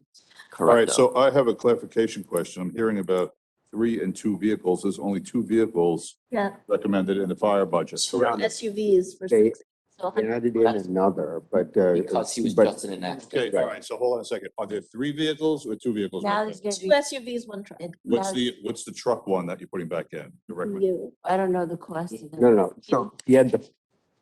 Yeah, let him speak. Someone, go ahead. Pickup truck?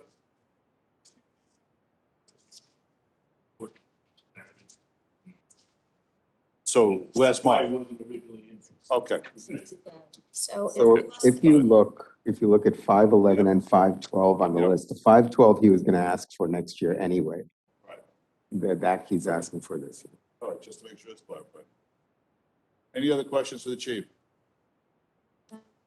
Yes, Chief, this is a weird one, but I wanted to know, this isn't a budget, but in May, if the fire department is willing to open back up its firehouse for the welcoming committee. Like, we open it up, but according to, that's working, I'm not sure if Roxana, sorry.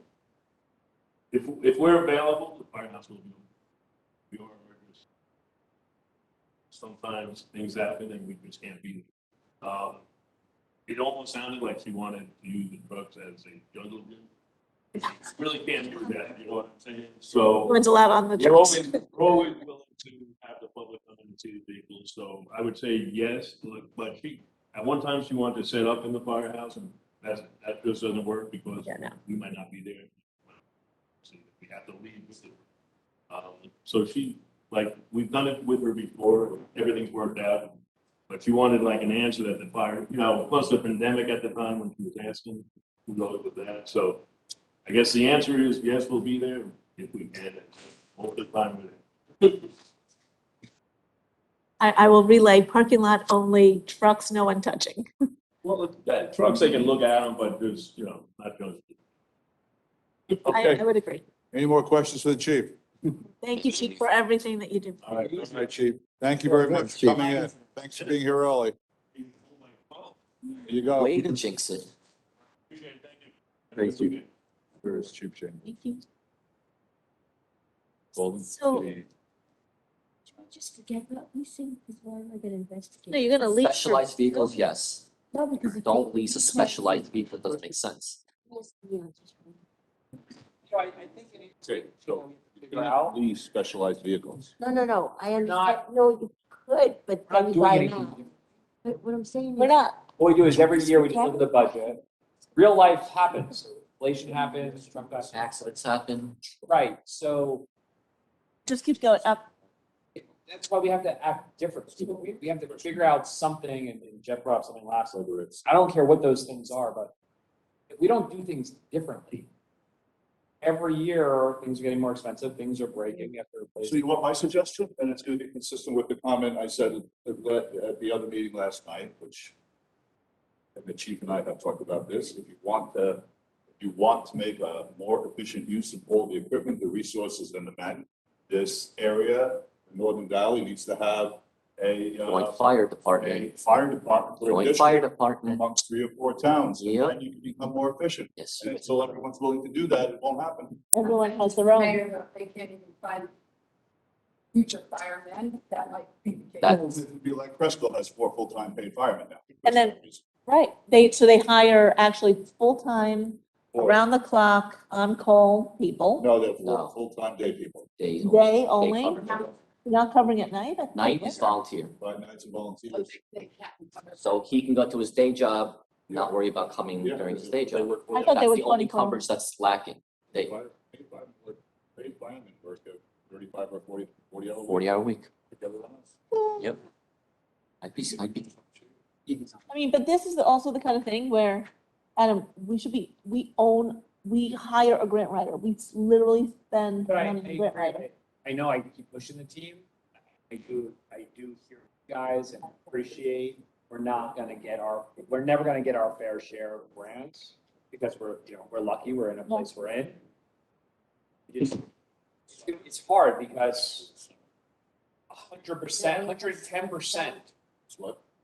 of our dollars continues to go to replace, there are accidents and there's inflation and so my problem is I don't see a way to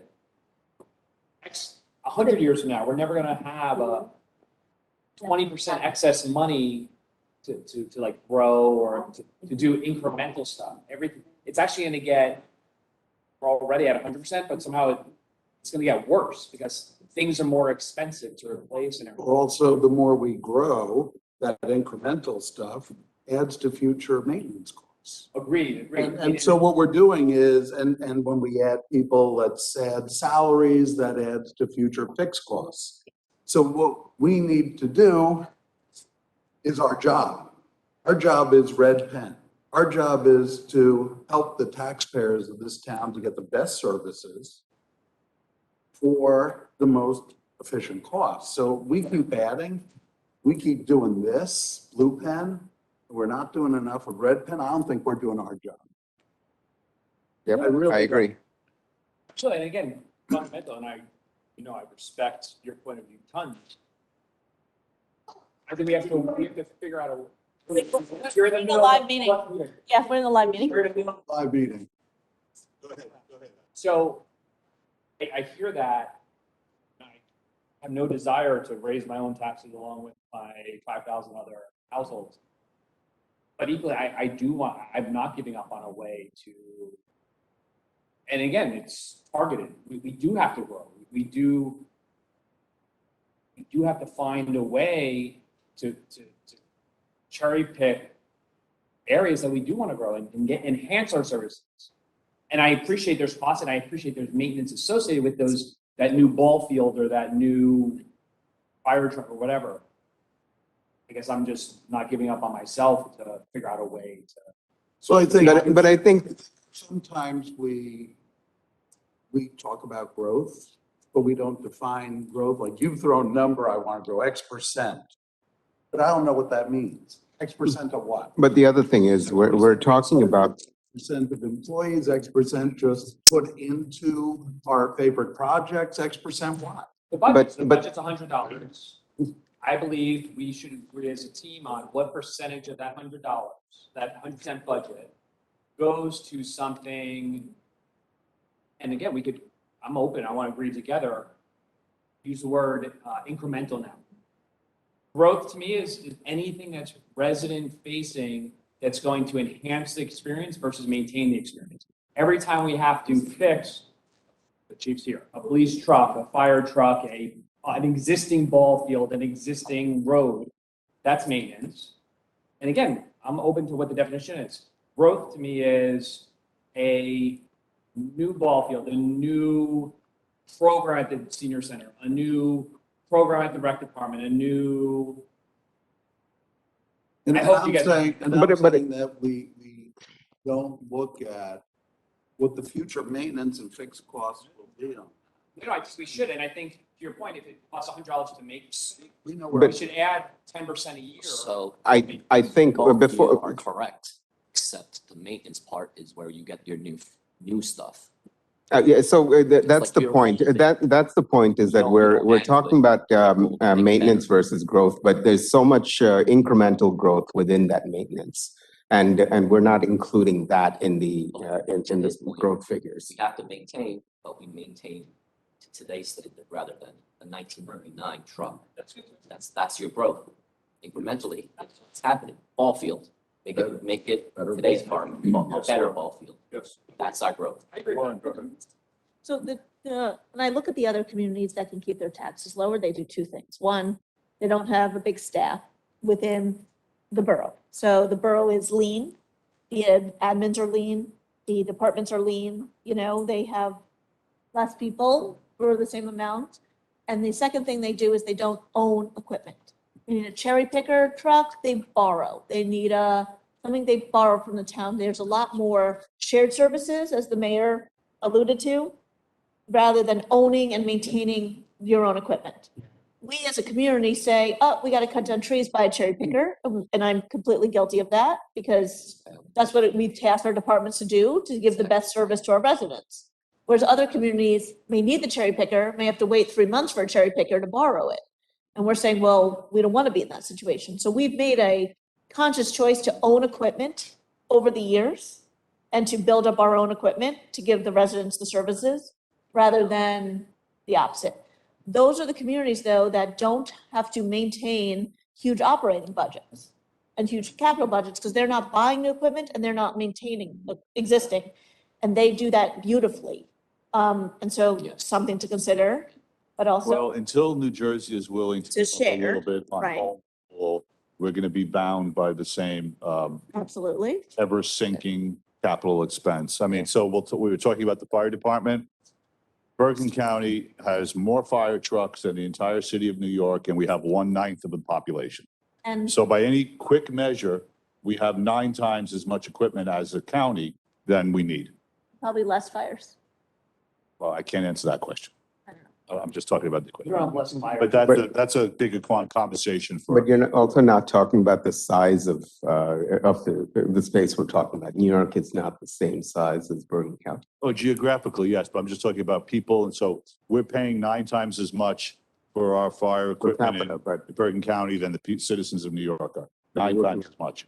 You have to look at the combined experience of people and space. Yeah, but at the end of the day, that's what it amounts to, right? All right, Yo, chief. Chief Chamberlain. What's the, okay, step up to, okay, we'll open public comment for 2 minutes here. This was actually just to you Okay, guys. it's public, no, this is a public meeting, so you have to state your name and your address and tell us what you'd like to say. Christine Evron, 39 Leroy, President of the Chamber of Commerce, and we would like to invite everyone to the street fair that is going on now. Thank you. Goodbye. Thank you. And Omar, is there anyone out there in Zoom world that wants to say anything? If you're out there online, if you'd like to make a public comment, please raise your hand or unmute yourself. No seeing any comments, Omar? No hands are raised, Mayor. Okay, all right, so let's move forward. All right, Chief Chamberlain, thank you for coming early to our annual budget hearings. So why don't you, typically we do the same thing as always.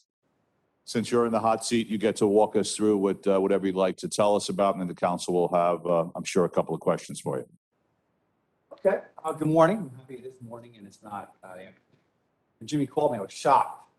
I moved up then and I couldn't move back, but, thank you for having me. So in front of you is the 2022 proposed budget that I put together. Obviously, I've been in communication with Corrado, with obviously some different things, trying palatable. So, you know, again, I always try to keep things, you know, flat, you know, something, or I'm not against trying to cost, you know, something, you know, me, I'm a conservative type person, you know, something, and, so I'm pretty tight. Fortunately, something that, you know, year in and year out, and stuff, we do face new challenges and new costs. The big, the problem probably from, like the last 2 years was obviously COVID. With obviously staff shortages and overtime, and training. I agree with training, and then also to paving.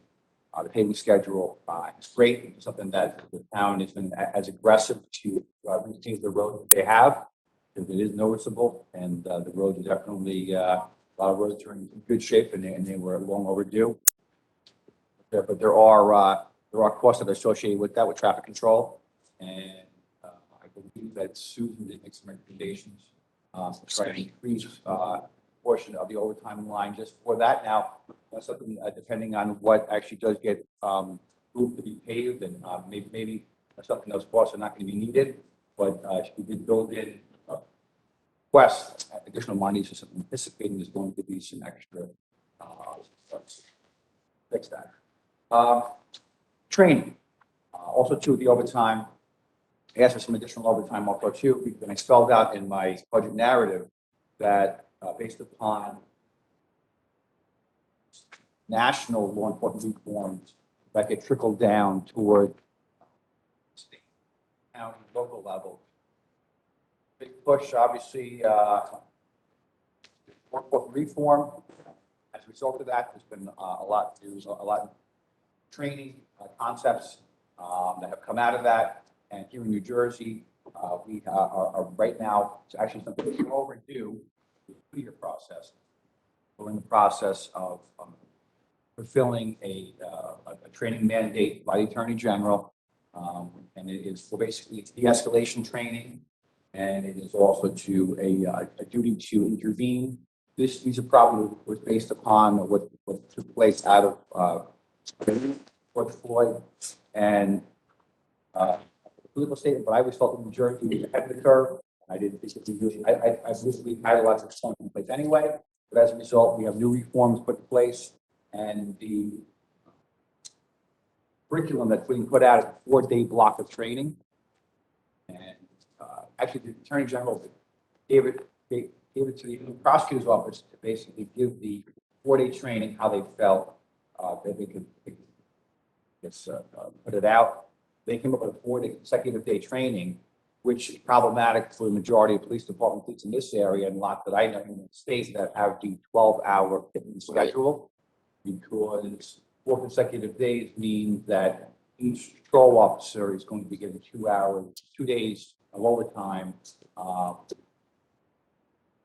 at a minimum. There's no way of moving that contractually. Their schedule is 2 days on and 2 days off.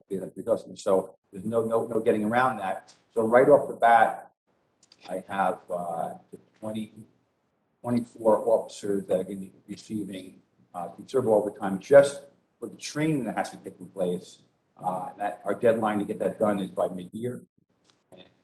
That is in addition to the normal overtime that we would normally have for other issues with falling out sick or other staffing shortages. So this is a concern that a lot of towns have had. They're all aware of it. Fortunately, it's one of these unfunded mandates that we have to comply with. And it's unfortunate. Training is good. Again, it's not much different than I think what we're already doing. We have to fill it. And I'm also being told it's a one and done. So you always worry about these things being recurring. Right now, looks as though it's a one and done for this block. But that's going to increase my overtime costs. So that was spelled out in my narrative, and that also is, I think, on my worksheet. So Chief, can I just stop you on the overtime? So, just so everyone's aware, if you go to the salary and wages page on page 8, we're going from 190,000 to 225,000. So where is this? Sorry, page 8?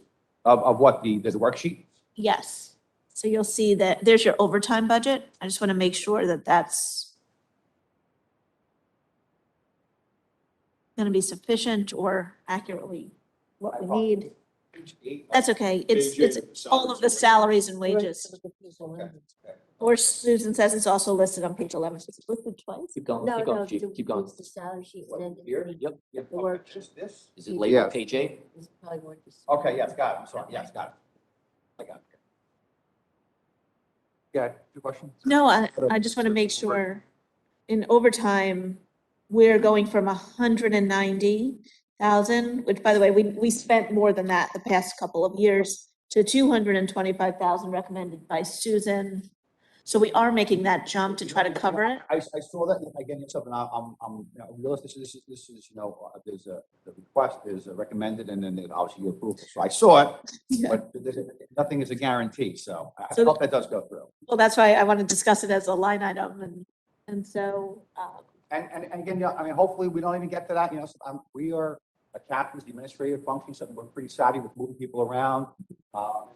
It's probably their best wishes, and what we do, we try to manage it. So it's not an open cash register, so we do try to manage and keep it low. So maybe we're not going to need that. okay. So I just want to make sure if there's anyone on council right now who wants to change that, now's the time. Not sure why we change it if the chief and Susan recommended the number, let's go with it. I would agree, Mayor, but I'm just putting it out there because this is part of the discussion. I think the chief needs to understand that we're not going up to this. I hear what Councilwoman Dickey is saying, like, why increase the line of both Susan and the chief been having discussions about how to, maintain the cost or not increase the scheduling, so why do you have to increase that line? No, I'm saying increase it, and I'm saying I agree with the increase, but I wanted to highlight the increase to everyone at the table. Oh, I mean, also too, listen, I mean, I don't have a problem even where it is. And if it goes over, I'm not getting killed. Why did it go over? yeah. I just want more preparation and this,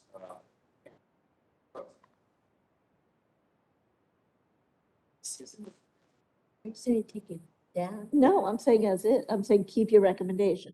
I think it's good, and then when we finally roll up all the numbers, which are very close to being rolled up, if we have to take a tiny bit off of some other numbers, we're gonna have to look at every number.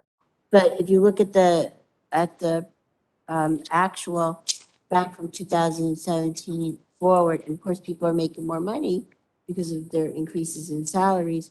He's right around the, two years in a row, 212, 212, 231. Last year was like no other. Like no other year. Last year, yeah, you had a very difficult year last year. So it sounds like we're good We're with good. this number. Good, yeah, we're good. But just, the one last thing I want to talk about with my initial pitch is staffing. So we have the COVID issue, which I think we're getting through something, I think we're evolving out of it, and I think we're going to see some improvements there. But just historically, I have been, I guess even the road department, other departments, I've been running shy with people just, on average, just being out with long-term illnesses, disease, be a trend. It's either shoulder surgery, a hip surgery. I have an officer who's been out a very long time. Actually, sending me for obviously an evaluation, hoping to get him back in, but not at one time. So with the average being understaffed, our workload being increased, bar thefts being an issue, and also too, I have one officer that I know is retiring next year, mid-year next year. He's 30th year, I'm mentioning names, but I'm going to be further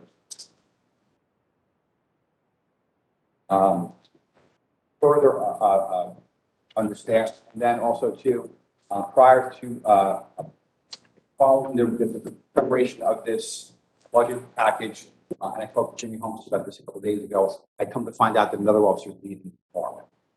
He is a younger officer, he's transferring out of here, he's going to the prosecutor's office. Big opportunity. I wish him well. I'm not going to mention any names. This is the process of background, so it's not complete yet, but it's likely to happen. At what level is that? Just so I can look at the salary level? He's about his 6th or 7th year. So right now, like the organization's going to be down 1, and it takes a long time to get an office. So between almost like a 10-month endeavor, like that, because by the time you advertise it, you test for it, select an individual, and then you send them to the police academy.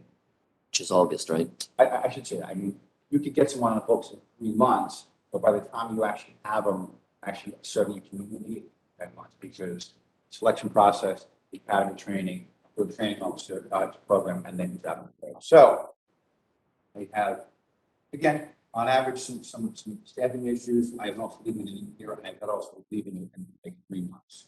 So right now, I mean, just to maintain that we establish a capable organization that you've approved, I like to do a hiring process right away.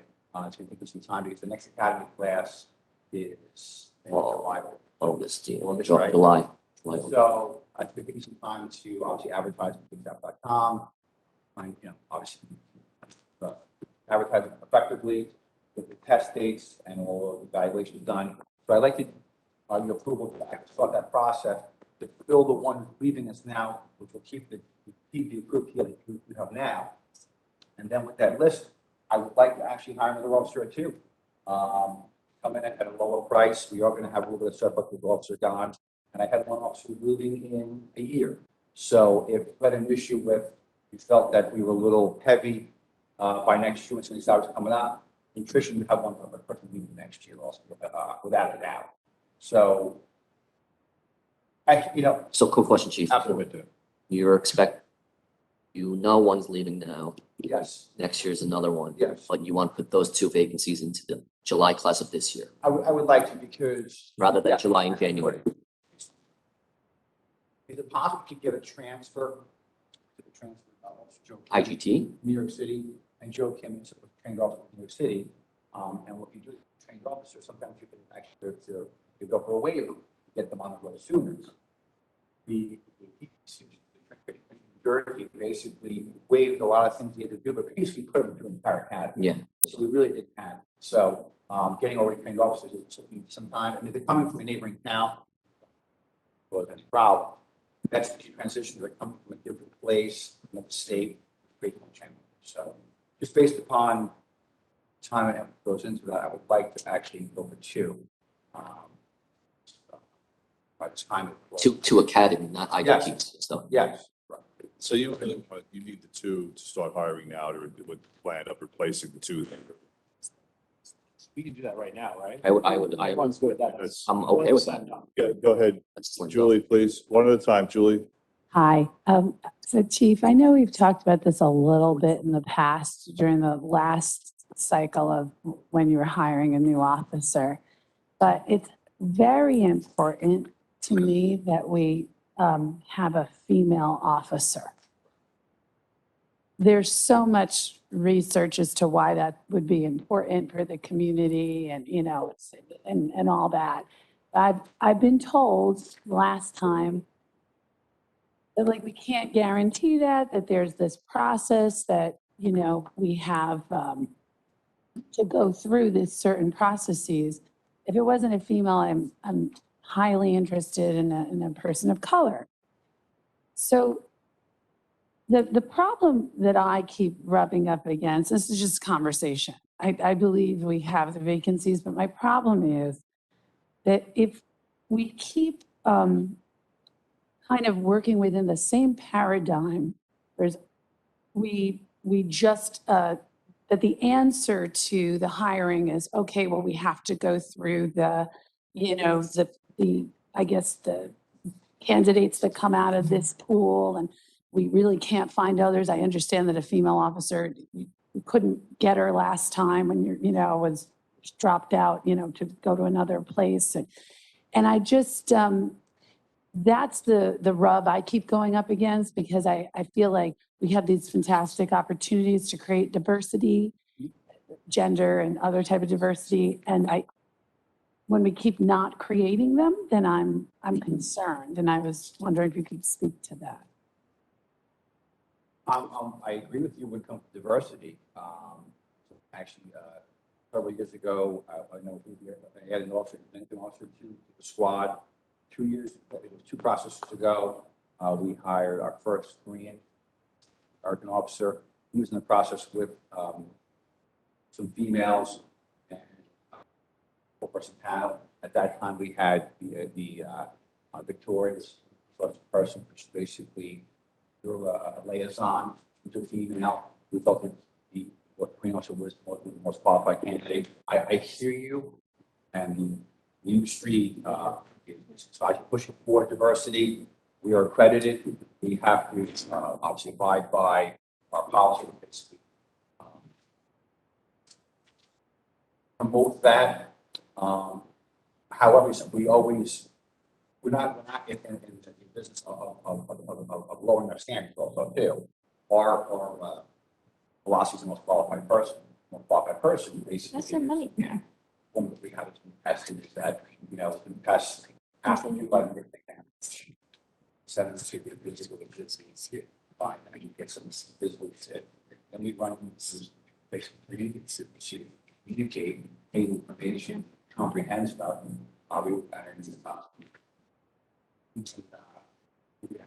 difficult passages, something to recite. We want the package person. And I believe that, you know, obviously he's going to get sports eventually. We had 2, but this is a very professional community, and filled with, you know, very intelligent people that you know, expect a certain level of service. That communicate well, educated, that are charismatic, that are social, good communicators, and they're out there and talking to people. So completely agree. It's unfortunate. I think the last hiring process that we just had, process where we had second, like, I'm supposed to be on it for a while, and this goes down. So then the process, last process, we went to her to contact people in the hiring process, and she had told, and we tried that test, and we used the state chiefs association testing, and no matter which we tried, it was like the optics of it, and we couldn't, you know, there's no way of doing it. And I think she probably would. So, we're hiring again, but it's going to come, and the diversity is going to come. But I think it's something, and we look for that. It's just we also need the most qualified person. I don't think that many folks would subscribe to lowering your standards. I agree. I agree. Let's not say lowering our standards for women. Can we just not say that? Can I just throw that out there? Let's not say that.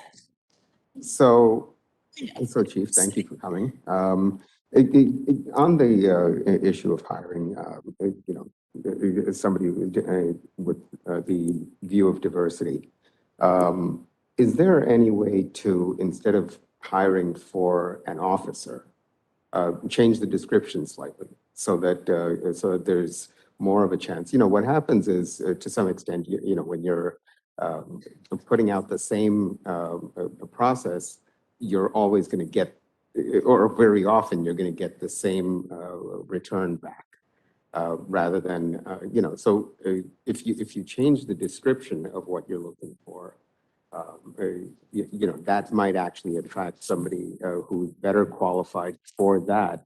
That might lead to diversity. Elaborate on change description. So somebody who has, no, I mean, I'm saying, not necessarily hire for a police officer in the same mold that you've hired police officers every other time, but maybe somebody that has more skills on the social work side, or somebody who has Okay, more. stop. Hold on. So sexist. Hold on. No, I'm no, sorry. hold on. It's so offensive. I have to stop. That's not what, There's no that's not need what for I'm, a that's not what I'm saying. description. That's not what I'm saying. There's no need for Hold on. different description for a woman versus a man. These are the qualifications of an officer. Women and men can both qualify. That's not what I'm saying.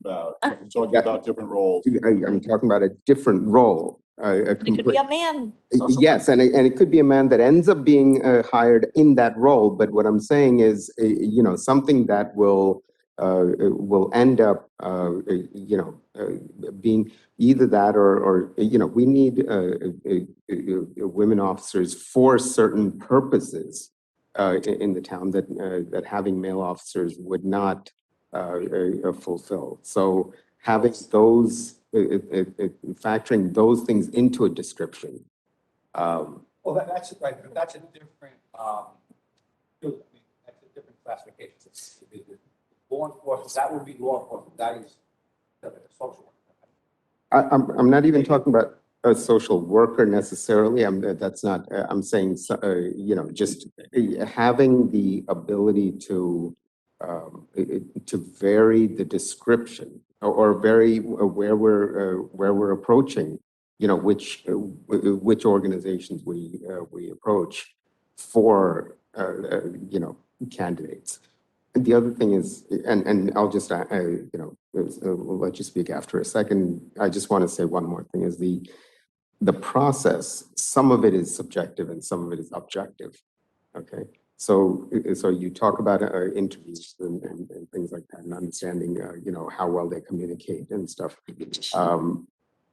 When you have other people involved in the interviewing process who may not be, I assume you're involved, and I assume at the time it was Victoria, the HR person before, now it's the HR person now. There may be, a different level of communication, but just having different people interviewing rather than who was interviewing before, or bringing somebody in maybe from the county who has some diversity or whatever involved in their hiring process, bringing them in as a special consultant for the hiring. Yeah, Taking that out. That's so I just wanted to hear your thoughts on that. Hold on, Dan. Yeah, let the chief answer that question. I think our process is effective.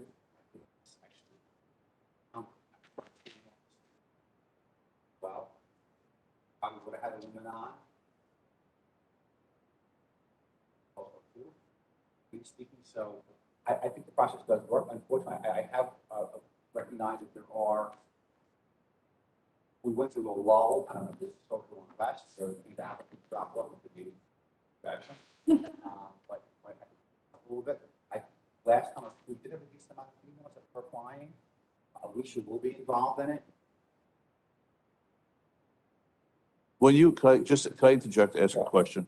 When we recruit for a police officer and we advertise, then we have a pool of candidates. Do you know off the top of your head, in terms of a percentage, what percent of those candidates are women?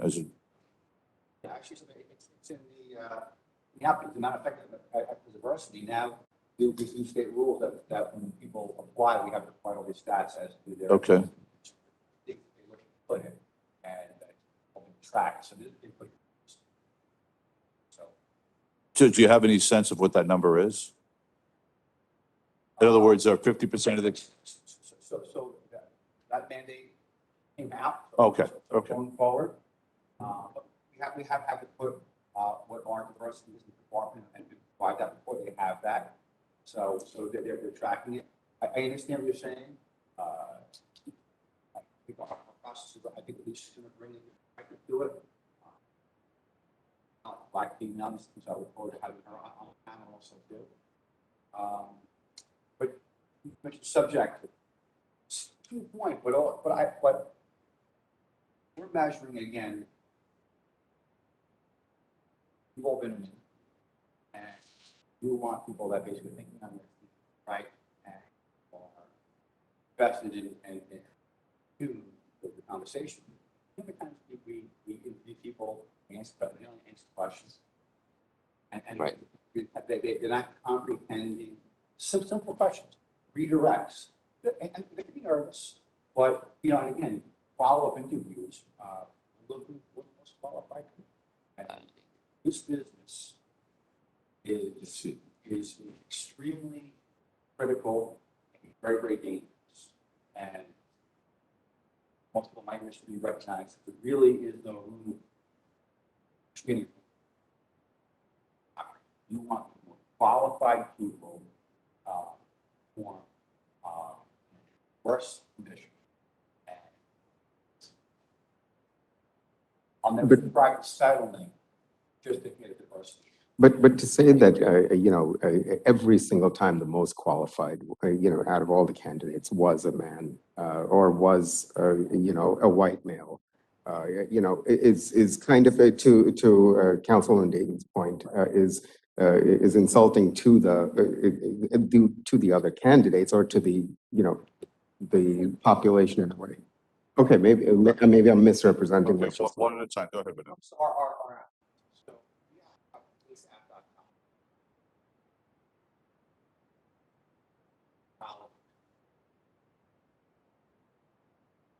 they know that police jobs are advertised on police app, and we advertise it there. We used to advertise it. We advertise it there, and we hide in the process from anyone else, and there happens to be less black political. I don't know, but every opportunity to apply. The Korean community, we've gone, Korean communities heavily advertised in their community, social media platforms, newspapers. But again, they've all been directed to sleazapp.com. Mark knows there's cable. Cable is Korean American Brothers of Law Enforcement, and we got also go through that networking. So we are thinking out of the box. We are trying to diversify. I do agree that I would love to have a person. So just to build off everything you've been saying, I've been working with cable for years, and I've been on council 9 now. Maybe the first or second year we had a vacancy, and I told cable, we have a vacancy, go find your applicant.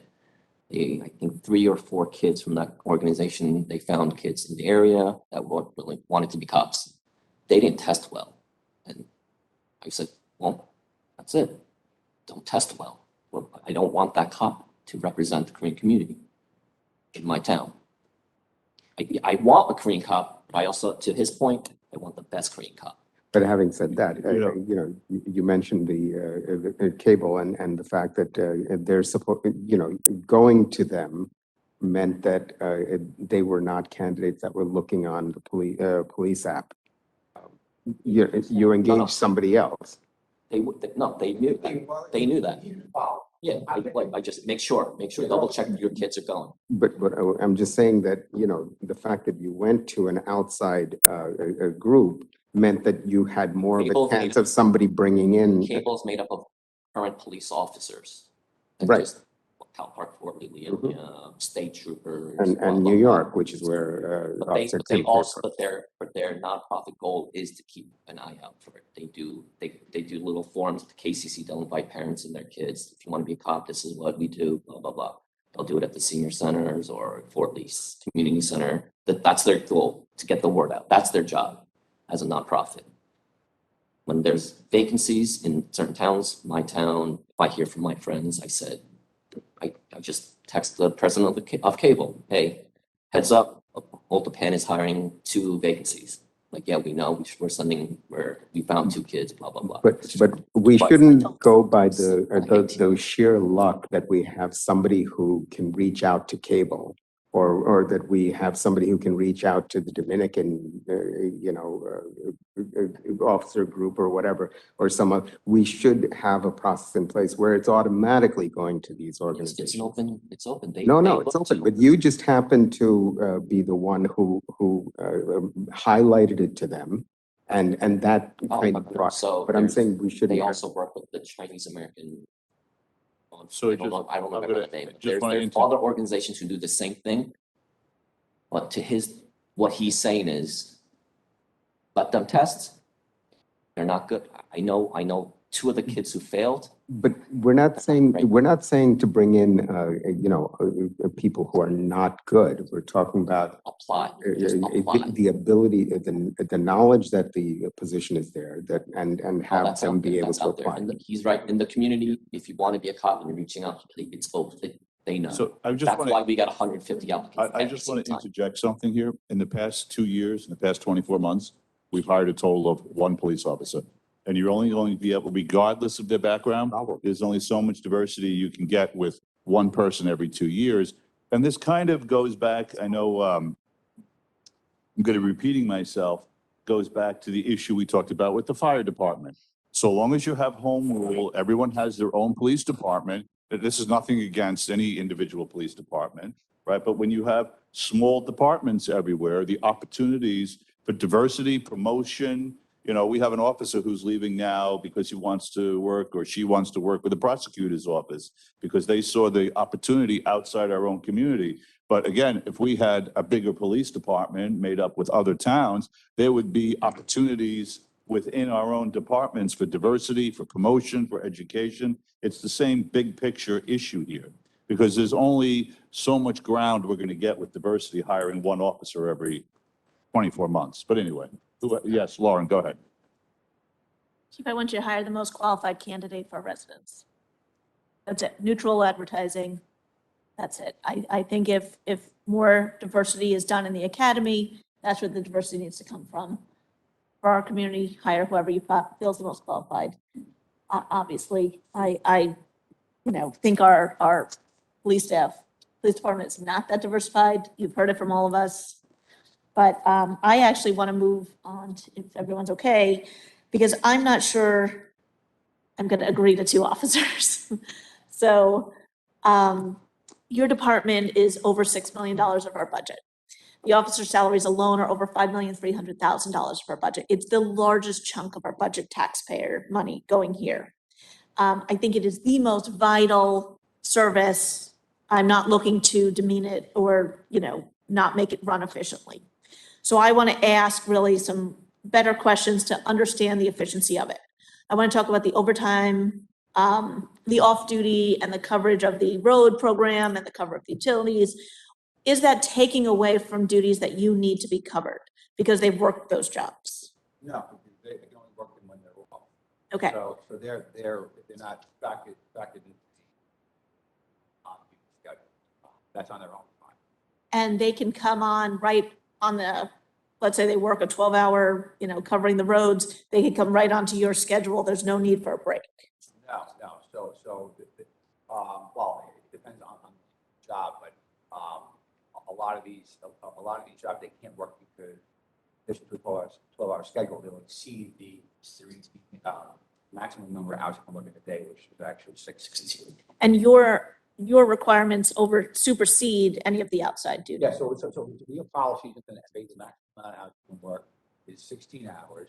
Jobs, you have 12 hours shift you got to do, and a lot of jobs, outside jobs, go over 4 something. So you're barred from not even working. You can't work before or after.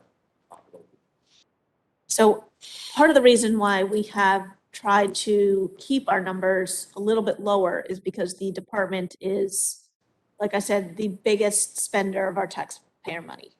Has been a goal for the past couple of years amongst the council to actually reduce, not from 35, 36 members, but to get down to 33.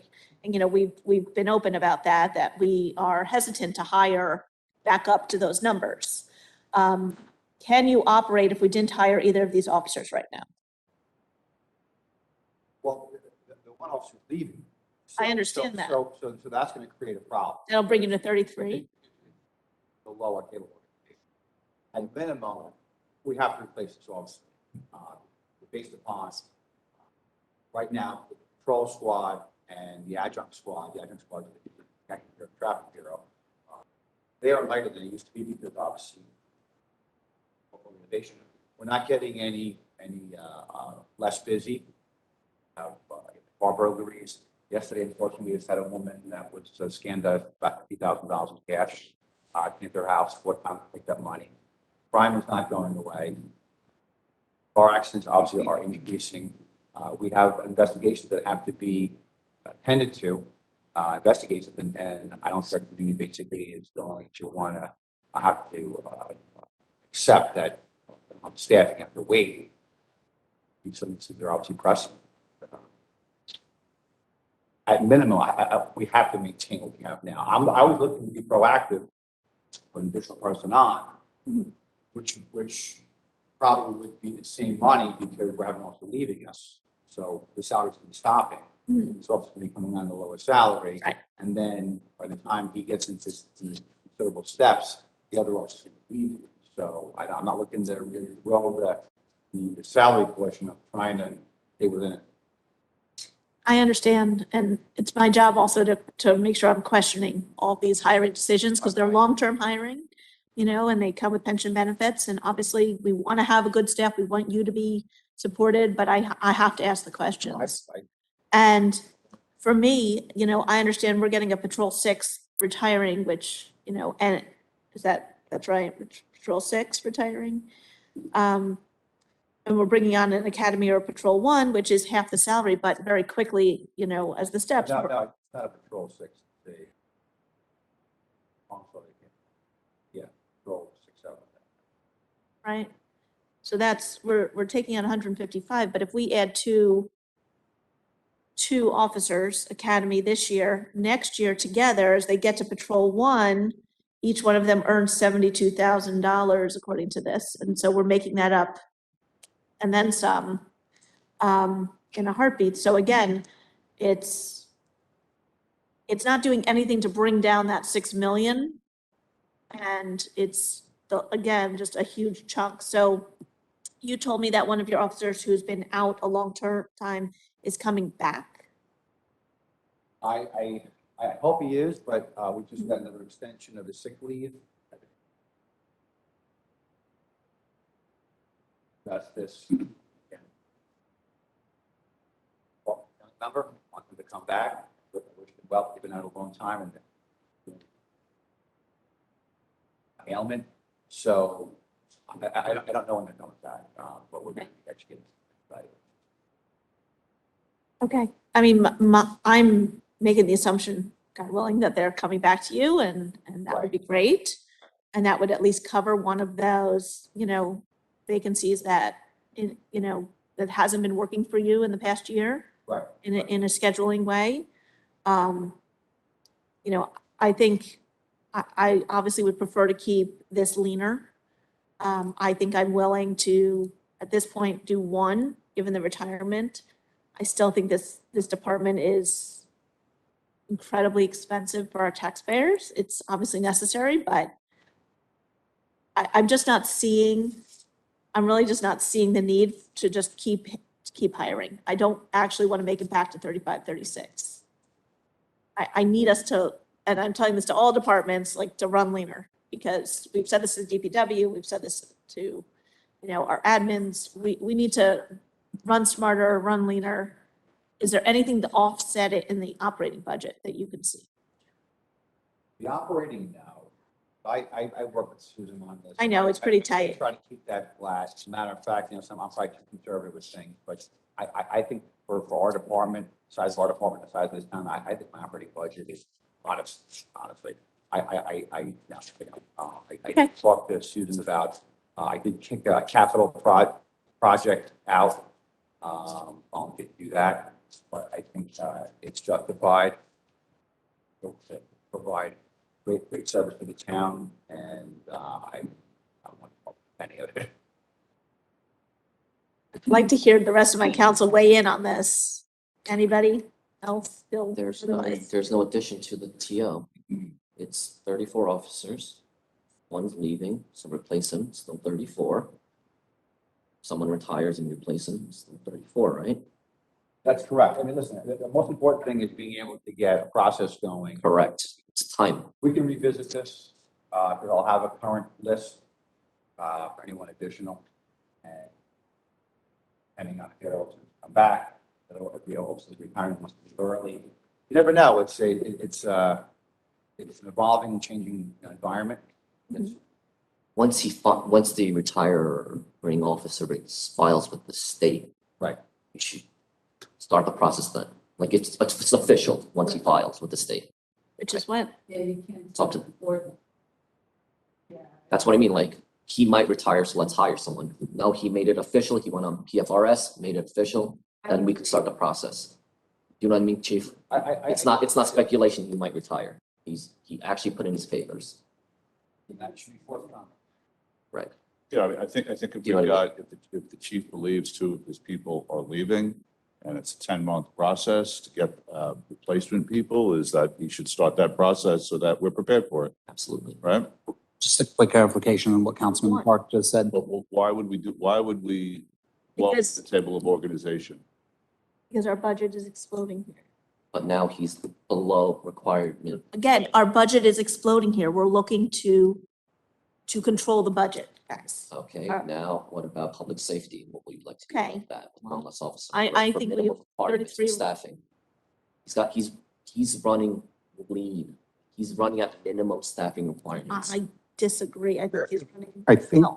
I think the other thing is we have lower staffing, but we have improvements in productivity from capital. You know, we have the license plate readers, we have certain things, cameras, we have, even things like bumps in the road, whatever, the speed things in certain neighborhoods.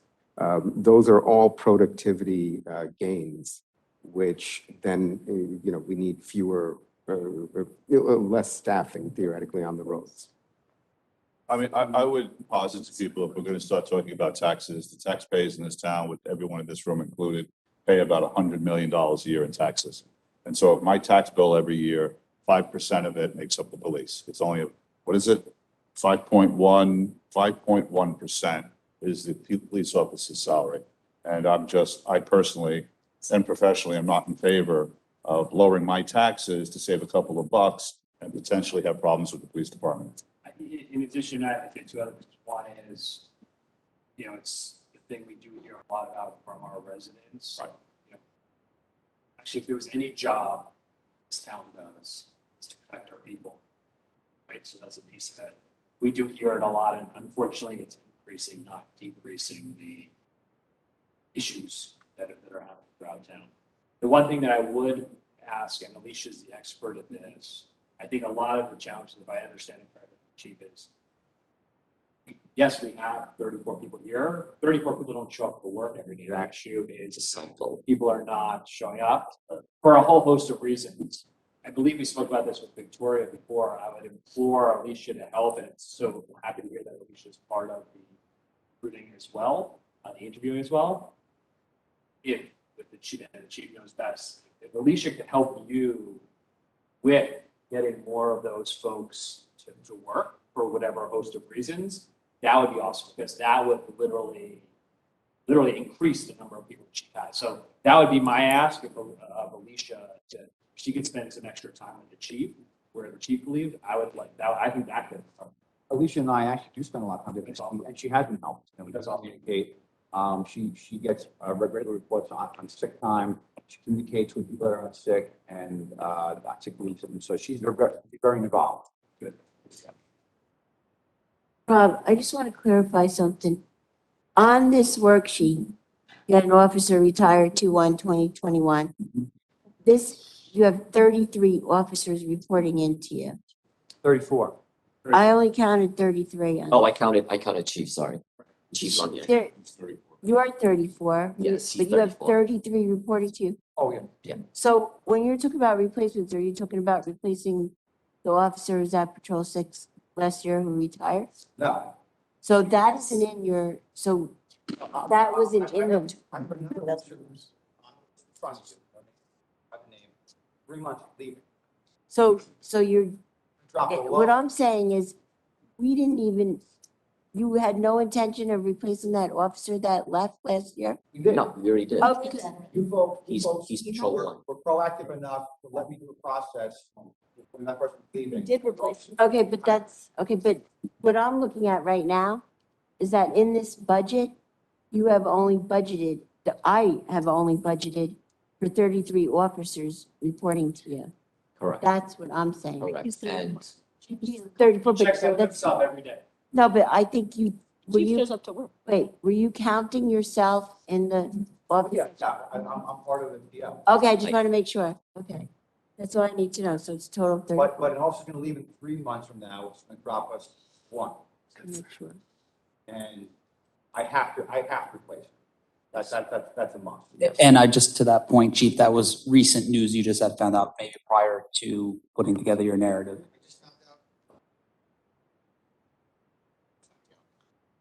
Yeah, so, so I have a question. Yeah. Rob, the officer that's leaving, what salary are they at? Well, generally, because I know you don't want to say what it's about. The level. What They're level, in the patrol 6. I asked a question. range. So you're talking about a savings then from this budget. Hold on. It'll go down over $100,000 when he replaces. In 1 year, the two. I'm just bringing it out. It's 77 plus 77. No, I understand this is a huge budget, but no, I know what it's gonna be. But once this individual leaves, this number will go down. I just want to point that out. But for a short period of time. 2 more of these. I'm talking about for this, when is the expected retirement? July, so basically. July, so half of the salary will be gone. And then when he Your salary. replaces, is gonna be, it's gonna keep going forward anyway. You're gonna have contractual obligations, which is something you can't control. Yeah, so the officer, you have half of your salary, and then the new officer's gonna come in at 40, academy rate. Well, one at a time. Go ahead. Retiring, just following, is it possible they have a lot of sick days so that actually results in more total salary? No. That would be, so, I mean, Adam's point on the attendance policy, very important, On the what policy? attendance policy. And again, we're not, I understand, you fully understand you're not working with the staff that's there 100% of the time. Yeah, just to throw out there, by the way, on your comment, I don't mean to interrupt, but just Go ahead. that the FMLA and the state, or the federal and the state version of these rules are playing havoc with municipal and state budgets Yes, they are. because of so many people Calvert, utilizing what they're allowed to utilize. we're not allowed to use it for parent-teacher conferences. Right, so you can, on any given day, certain agencies could have Why would they? 15 to 20% of their people out on these leaves, and they're all going on somewhat of a hiring binge to make up for it. But again, we're adding permanent salaries into the budget that we now have enormous raises, on top of step each year. We are adding permanent pension and benefits for the next 10, every time we hire. And I'm not disputing that you need bodies. I'm not disputing we need people to do these jobs. But if we have people out on leaves and temporary things, we should assess what our real actual needs are in a long-term fashion before we go ahead and fill 2 more positions again, even if we have retiring.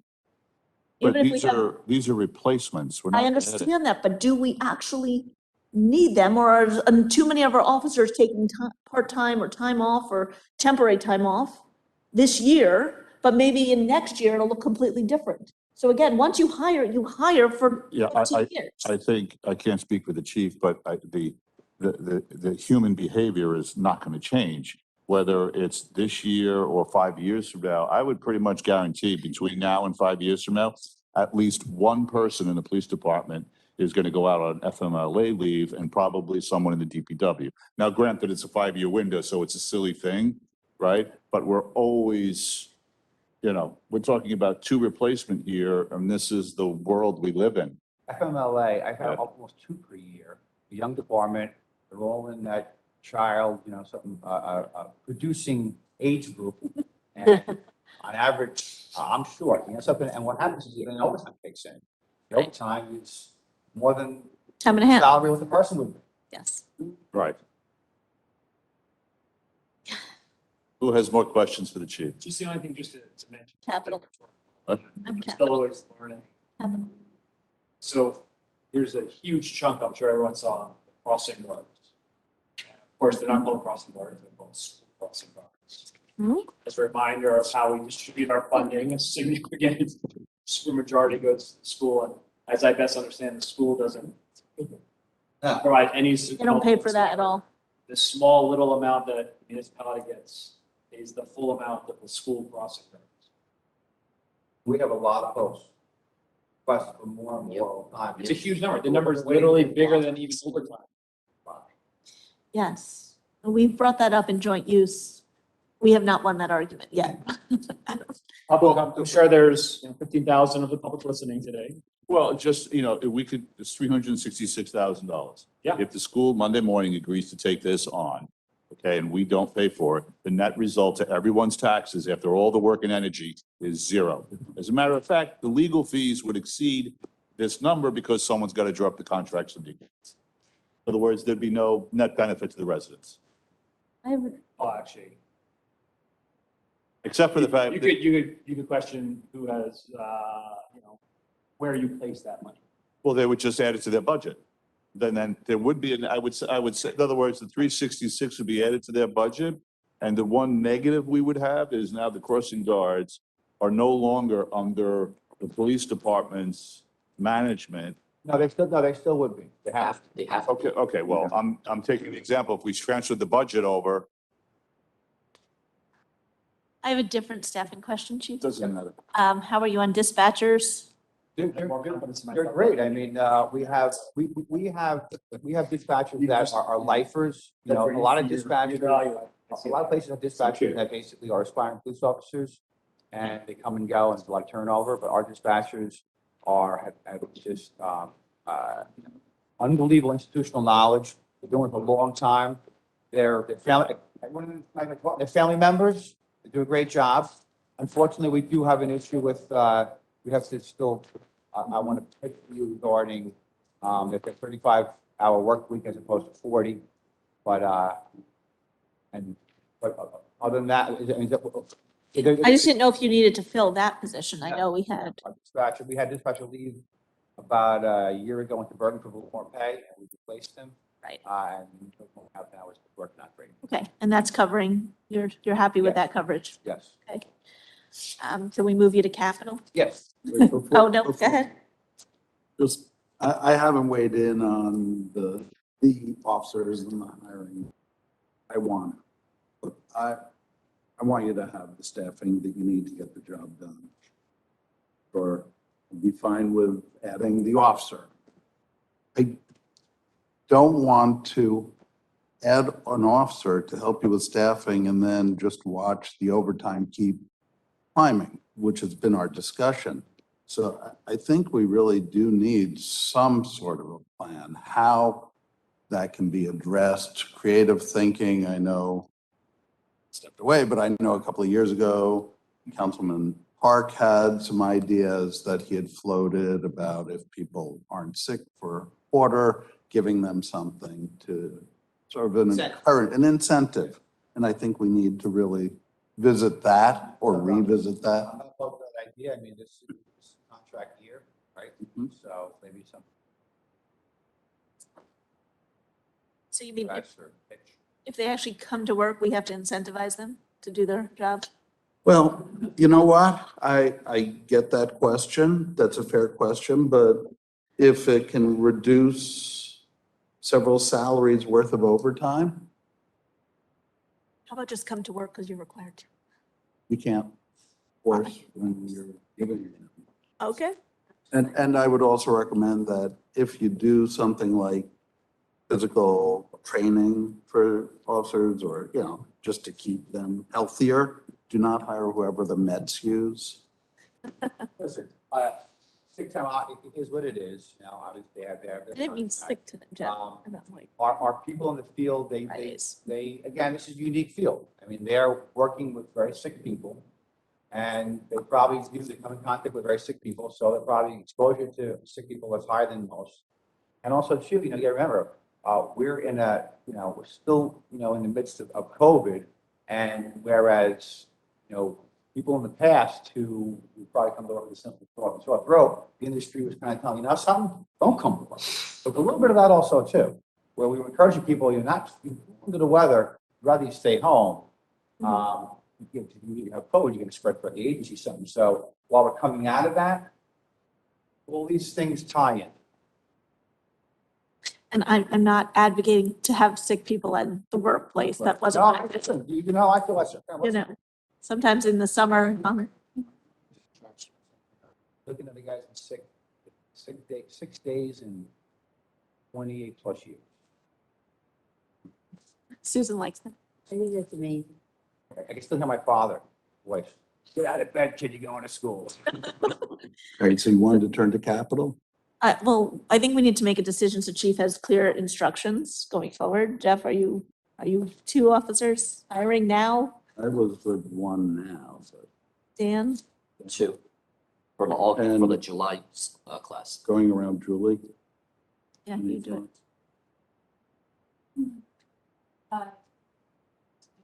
For my, and I Adam? No? Or We're actually split. We're 3 1s and 3 2s, so the mayor has to weigh in. So I just want to make sure you. We know what that's other gonna two result. Facing. Two are just. It'll be back. Because I have to figure out. We'll come back to that. I He'll, think it's more of how many are going to the July class rather than July, January. January 2023. She's just asking July. No, that's, my point is, I think we need to do it because I don't want to go lower. We need to do it such that. Second, the officer retired, the gap's already filled. Yeah. That's the goal. Correct, right. That is the goal. It's not There about would be a 6-month overlap. correct. So he's in academy. There's one currently out, and then. No, well, no. About to be. About to be. And the other one, you haven't gotten. Next. Oh, in 2023? Oh, so So- one is leaving this sorry. year. so one is, that's what my thinking was that one was needed this year and one next year. Not this upcoming. So for this year, you need one. Yes. That's all I'm not worried about next year's budget. Oh, so you're okay with them? So we're gonna put an office, an academy this July, This July is 1, and you're okay with the January class for following retiree? January 2023. You're fine, so we have time to talk on that. That's but fine. I need That's fine. one right away. So let's Oh, yeah. Yes, yes. That you're July. definitely have your 1 for July's academy class. That's, you got 6 votes Okay, on that. Okay. And I'm not gonna worry about 2023 budget. All right, so it's just one. So that's why I said one. The consent. Now, because now there's clarity. So do we have consensus then? Yeah, One for consensus, now, one. this One budget. July class, This- one January this- 23 class. I'm not even talking class, I'm talking, That's how it's that's how we got it. talking 2022 budget. Like, One. Susan has to add an academy level salary to the budget now. Right, is anyone retiring? Yes, Somebody else, then somebody, and this is not the person who retired last year. yes. One is leaving in 3 months. Okay, that's what I need to So know. one- So, The chief, 6, 7. No, You but I- tell, no, but the tell budget- Susan. The I one, feel for the budget. Not now, Is but that Susan? later. I get it. No, the budget shown right now, a higher salary will be coming Correct. out and a Right new around salary. the person, right around the time the person's retired. And it can. True. So, so you're gonna lose about Okay. $2,000 salary, That's and what you're I'm gonna have 30, It's perfect. 35, 40,000. Yeah, all right, about perfect. 60 surplus. Perfect. All right, I think we're all in agreement then. And we'll worry about the other one when it happens. All right, capital. Good. Let's start with your police utility vehicle. So- By July. What kind of vehicle is this that's going out? That you're looking to replace? Police utility vehicle? Can I start with that one? Should you say that again? Sorry, the police utility vehicle? Yes. Okay, I'm sorry. Oh, what kind of vehicle is this one? Sorry. So we've been running with these Ford Explorers. They are Ford Interceptors. You've seen them out in a lot. That seems to be the most common law enforcement design vehicle that the police department uses in the area. We have had slight problems with Ford. We were running with Dodges, had a whole bunch of problems with Dodge. We migrated to Ford. We're having some little bit of problems with Ford. We have had some towers in the past, but this is for another Ford Interceptor, which is an Explorer. So which one are we replacing? So do you know which? So the way that it goes is we have some pieces of junk out front of our lot. Probably can't see past them, but if we got into the side and broke, they jump. So this is some of the vehicles that have been transitioned down to the outside duty employment group. So basically the cars you see out with public service, those cars are basically, they're stripped. They just are running for the purposes of getting point to point people lights on, but they are, they're in very, very rough shape. So what happens is that now when I get new cars, I move cars down the line. So now cars will come out of the patrol fleet, will come out of the patrol fleet and then go either backfill into traffic, detective bureau, or to that outside duty line. And then the outside duty line, I lose some. So it's basically whatever I get in, I get rid of. If I get two in, two go out. So the fire prevention is looking for a vehicle? We've talked about this, and I gotta tell you what, I'll give them anything if they want. I don't, they're terrible. But do they have air conditioning? I've always invited them to take a look at it. I mean, maybe see something mechanic and say, I can make this work. By all means, I mean, if it's your property or you But got the question is, property better goes. than they have a 98 now. But no air conditioning. The problem with ours is that, when they were in patrol, there's the acceleration and the braking and the cornering. But the idle time, something that the idle time, we get a lot of cars. So ours could probably be a little rougher, but by all means, they can look at anything we're going to auction off, and if they don't want it, they just auction it off, and then the proceeds go back to the general fund, so you have a lot of money, they go back to the bar. Yeah, if we could just check, because from your list, you have a 2005 Yes. Explorer that you said to auction. Yes, that's what I'm talking about, You yeah. could check with that with the With- fire prevention in advance. Mr. Yates. That might be, again, it's all relative. If that's better than the 98, then that's great. And then the other thing is, whatever you're gonna push out. So like, I'm looking, if you say, once it gets to the detective, that's a third level down, then it's kind of junk. There's a 2008. So specifically the ones the two that you're gonna remove, I do feel that it's better than. Right, I was just going to say the same thing, that actually, and not even to look at the 2005, which you're going to auction, but, the ones that are coming off, by replacing them this year, maybe just have them look at those and see if they're happy with those, and, that's what. Yeah, the only issue is that the ones that we're looking to replace are very, very rough and trying to replace. That's the catch we have.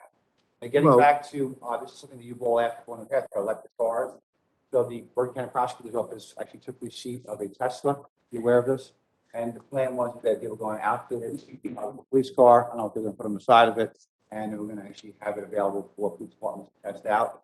Oh, good. They haven't, I know, we're all busy, but it's still over there. It's not out The there. prosecutor's office or the sheriff's office? Oh, I'm sorry. Prosecutors.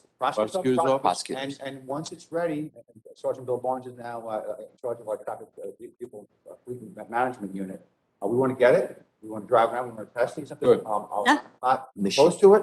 Just waiting for this to happen. Michigan is also now pursuit rating a lot of the EVs. So Okay. more and more, and it's going to come out. More options. It's not going to be a Tesla, maybe a Ford or whatever. So I know that's something that you expressed interest in something, and and we're trying to look into it. That's one of the things we have to do. Right. Stuff you're gonna hear about. Right. Who'd you talk to over there, by the way? Liz? You know, Sergeant Barnes was. Okay. I don't know. Yeah, so you have one, a police car in Casserole, Yes. and you want two police cars. Yeah, usually, and that's kind of, Right. Susan, maybe how many hours, but that's kind of worked for us in the past. Usually, we've done one in Capitol, we've done one. Purchase out of revenue. But from my understanding, you also, in the past, you've taken funds out of the trust fund or, you know. It's from operating, because when they do the outside duty, every time we have a vehicle that's used, we get $125, that money goes back Right. into operating, and then he uses those funds That's been, yeah. Well, to purchase a car. That's the half. So, That's they the have 40 the and vehicle operating. cost, and then there's Yeah. the up, which is Right, ridiculous expensive. the 33,000. It's 33 in the cap. Almost costs as Mobile much as the video car. camera, put all the lights, you put all the partition for prisoner transports. It's too much money. I'll be, anything that they, law enforcement or defense is attached to, the price goes up. So the costs that Susan was just talking about that come in off of the use of the outside duty has been great because it's been offsetting and paying for a lot of these necessary pieces of books. Car? Yep. Ask the question. Yes, Susan. While they're talking, the federal government, you know, a program that you were involved with, that's what you were talking about? You know, getting, not vehicles, but other items? You know what I'm talking about? What do you call The it? mandates Renee's referring to.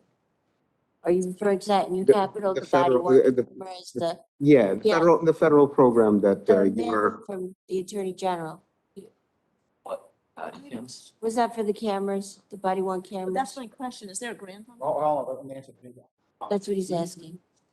So remember, you know, you came to us and we did an ordinance for,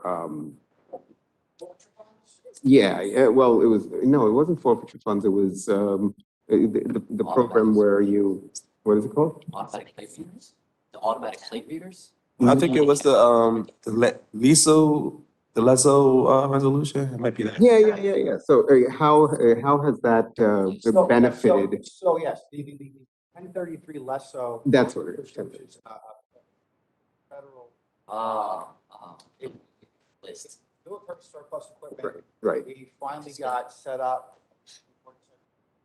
Sergeant Barnes is actually in charge of that. Next year, we were still getting our act together. So there are things you can look on, something and shop for, something to request in for.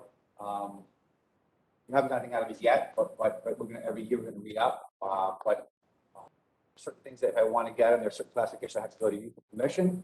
And then there's other that I don't have to, but I would communicate what they are anyway. We haven't done anything yet, but we plan to. The thing with that is that someone can be great equipment. Sometimes it's like yours for the taking, but it's in Nashville. Right. You have to go get it. So, but yes, we still applied for that. We're looking for our we're searching, got nothing yet. I have. Go ahead, Lauren. Actually, just on the body worn cameras, is there not a grant for that also? The body worn? Yes, yeah.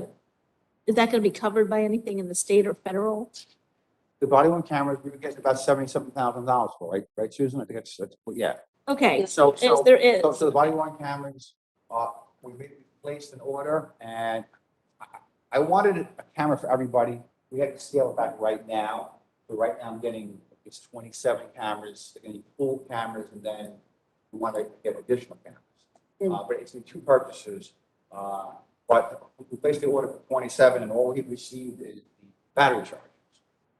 So I think it has to do with, it's part supply chain, probably part microprocessor shortages, and it's also part, the mandate came out, everyone needs them, and demand is so high, and they're working with the guy. But and the state, the mandate is seeing where you're at, we're in procurement, so we are, POs are there, we're just waiting for the product. Okay, It's good. So we're in compliance. yeah, we should be. Yeah, and hopefully we're rolling out. And then I have a question for the portable variable message trailer. Yes. So this is to be used for storms, emergencies, but what are you envisioning this for? Well, Susan, I thought I We don't. took it out. We took it Oh, you out. took it out? Yeah. Okay, sorry, it's still in our I cup. thought we lost Well, one. no, What? that's I it, thought one of them but broke. the bigger Yeah. one. We replaced that one, we have one. It's kind of like a small town, you know, something, and you mentioned before, because it's an excellent way to convey what messages to the public, because I think we're oversaturated with other things, and social media and whatever. When you drive down the road and you see a big bulletin that's flashing in your face, it's like, they can replicate the message. We only have one, and you can only really, you know, convey a message to the drive-bys, so I felt it was a need for two, but, you know, since it's two, plain name borough, we're gonna find one. Is there any way to I apply? I decided that I would punt it till next year or so. But they're great because, you know, whether, you know, lock your cars, remove your fob, whatever it be, so, or detours, or, you know, we're having a COVID testing. Yeah. Yeah. Chief, No, go ahead. like, can I please. just ask a follow-up on that? I'm sorry. Sure, go ahead, Manu. Chief, Chief and Susan, is this something American Rescue Funds can do? Is that emergency services, anything? That, everything that he has in there right now, the message thing, I think we should wait till next year. You know? No, but I'm saying basically anything in here. Well, he's American getting, Rescue Funds. okay, he's getting forfeiture funds for the, what was it, Rob? The camera, the cameras, yeah. No, the ADLs, you're getting forfeiture funds for that one, the What? ADLs. The automatic license plate. Yes, the LTR. Yeah, so that's gonna be increased. He's asking for a little bit more. Then you're getting a grant for the body worn cameras. And by the way, That's one. those two items are on for April 5th, the ordinance first reading. So I know you've been waiting on that. The other items then are, So the mobile recorders and basically you can use anything that relates to safety. There could be American Rescue Fund money used. But like, when I look at the American Rescue Plan, I'm looking at like a bigger picture, not like putting small items in. I'd rather you see the big items because I think we're gonna utilize that fund for very resident facing projects. Well, I was actually thinking of the license plate readers. So that's number one, but if we're covered, We are. right, right. I just want to make sure we get those and get your cameras, whatever you need. Go right now, it's $650, for funds, but Yeah. one of those things where you gotta, boroughs to pay for it first. Ridiculous, and then they get paid back, so it's forthcoming. And Chief, I don't see, I know we had talked about expanding the camera program that we're putting in for the car thefts. Because you wanted to do a full circle. Yes. Are you now complete with this? Are you okay? No, so that's additional, right? So, Is that in the budget here for the? That's what I'm asking. cameras? I don't see it. Isn't that the offers you'd be looking for? We had in our police commission meeting discussed adding cameras. yes, I'm sorry, so it's built into this, the LPR, because 66,650 of the 121, am I looking at right, Susan? Yes. It's going to be reimbursed. So the money is in there for the cameras. and the Yes. screen. And that was in the temporary. So, okay, Correct. he has 66,000 in the temporary and another 55 in this year's, but the 66 is getting reimbursed for through forfeiture. And those are the same Oh, cameras, that the makes ones that sense. read the license Yeah. plate, that Spot. also cover, you're using for car thefts. Those are the type of cameras. It's gonna be for everything, you know, something like for instance, that individual that drove to the house yesterday, That makes no sense. catch from that 89-year-old woman, unfortunately, you know, we would have vehicle data on that car coming. We had an attempt, a stolen car attempt the other day at Churchill. We were there, we spooked them off. We would have some data now. It gave me very valuable because obviously something, a way to track, you know, something to track. sometimes the people that the driver are stolen or they're not visible, but the LPR also too, the high definition camera that also takes a picture. That's gonna be up high, but it's gonna provide you also too of, a description also too. They're very valuable. Everyone's going toward this is where technology, is moving. I think it's gonna really help us out. So it's like a three-stage process because we've ordered some cameras already on previous capital budget. We have, and then, well, this amount is going to be actually two purchases out of that same number, but it's going to totally 3 phases. But we're going to have cameras all around town, and it's going to give us a lot of valuable information. Good. I just want to make sure you had it in the budget and you were covered. Thank you for that. I have no more questions. Does anybody else, any council members have questions for the chief? Chief, you have any more comments or questions for the council? I'm not seeing it here. Last 2 years, phenomenal cost. It's more for Michael. There's a downtown. The engineering. Yeah. So there's an engineering cost I have. I think it's submitted in the past. It's like $6,000, and it is traffic engineering. General Electric is a traffic signal maintenance company that that baseline survey done by them. So it's the building to Council Michael's plan, but what it is, we're going to close some streets off, move traffic lights around. We just basically need them engineer to say basically what it entails, and then from there we go out to bid. I went to Colliers, which made a punishment. They said no. Leave it with General Electric, and their traffic people let them do it that much. So, I don't see it. How are you absorbing? So there's like broader stuff that Susan's helping to lead that should encompass that $6,000. It's like 6,100. Yeah. It's not bad. And that's the plan we're talking about for all the traffic lights, right? No, you're right about that. No, that's everything. So what this basically is we're going to close up some roads downtown, and again, it's if. Not so simple. Remember, we talked about a pilot. So I'll do a pilot program. I'll close roads. We'll see how it goes. It's not so simple. If we have a problem, sued. So we need to have an engineer make a call. I have an idea for someone to sign off on it. Here's the thing. You have the structure there. Like you can harvest some traffic signals move around. I'm not finding new ones. Good. I'm saving money. Right. Harvest. Good. There'll be some fees with basically run some power lines around. So, but we didn't do that. Adam, we're covered. That's in That's in that amount. Yeah, I did. This. okay. Okay. Is that it, chief? All right. Could I have, thank you for being here. We appreciate everything and the department.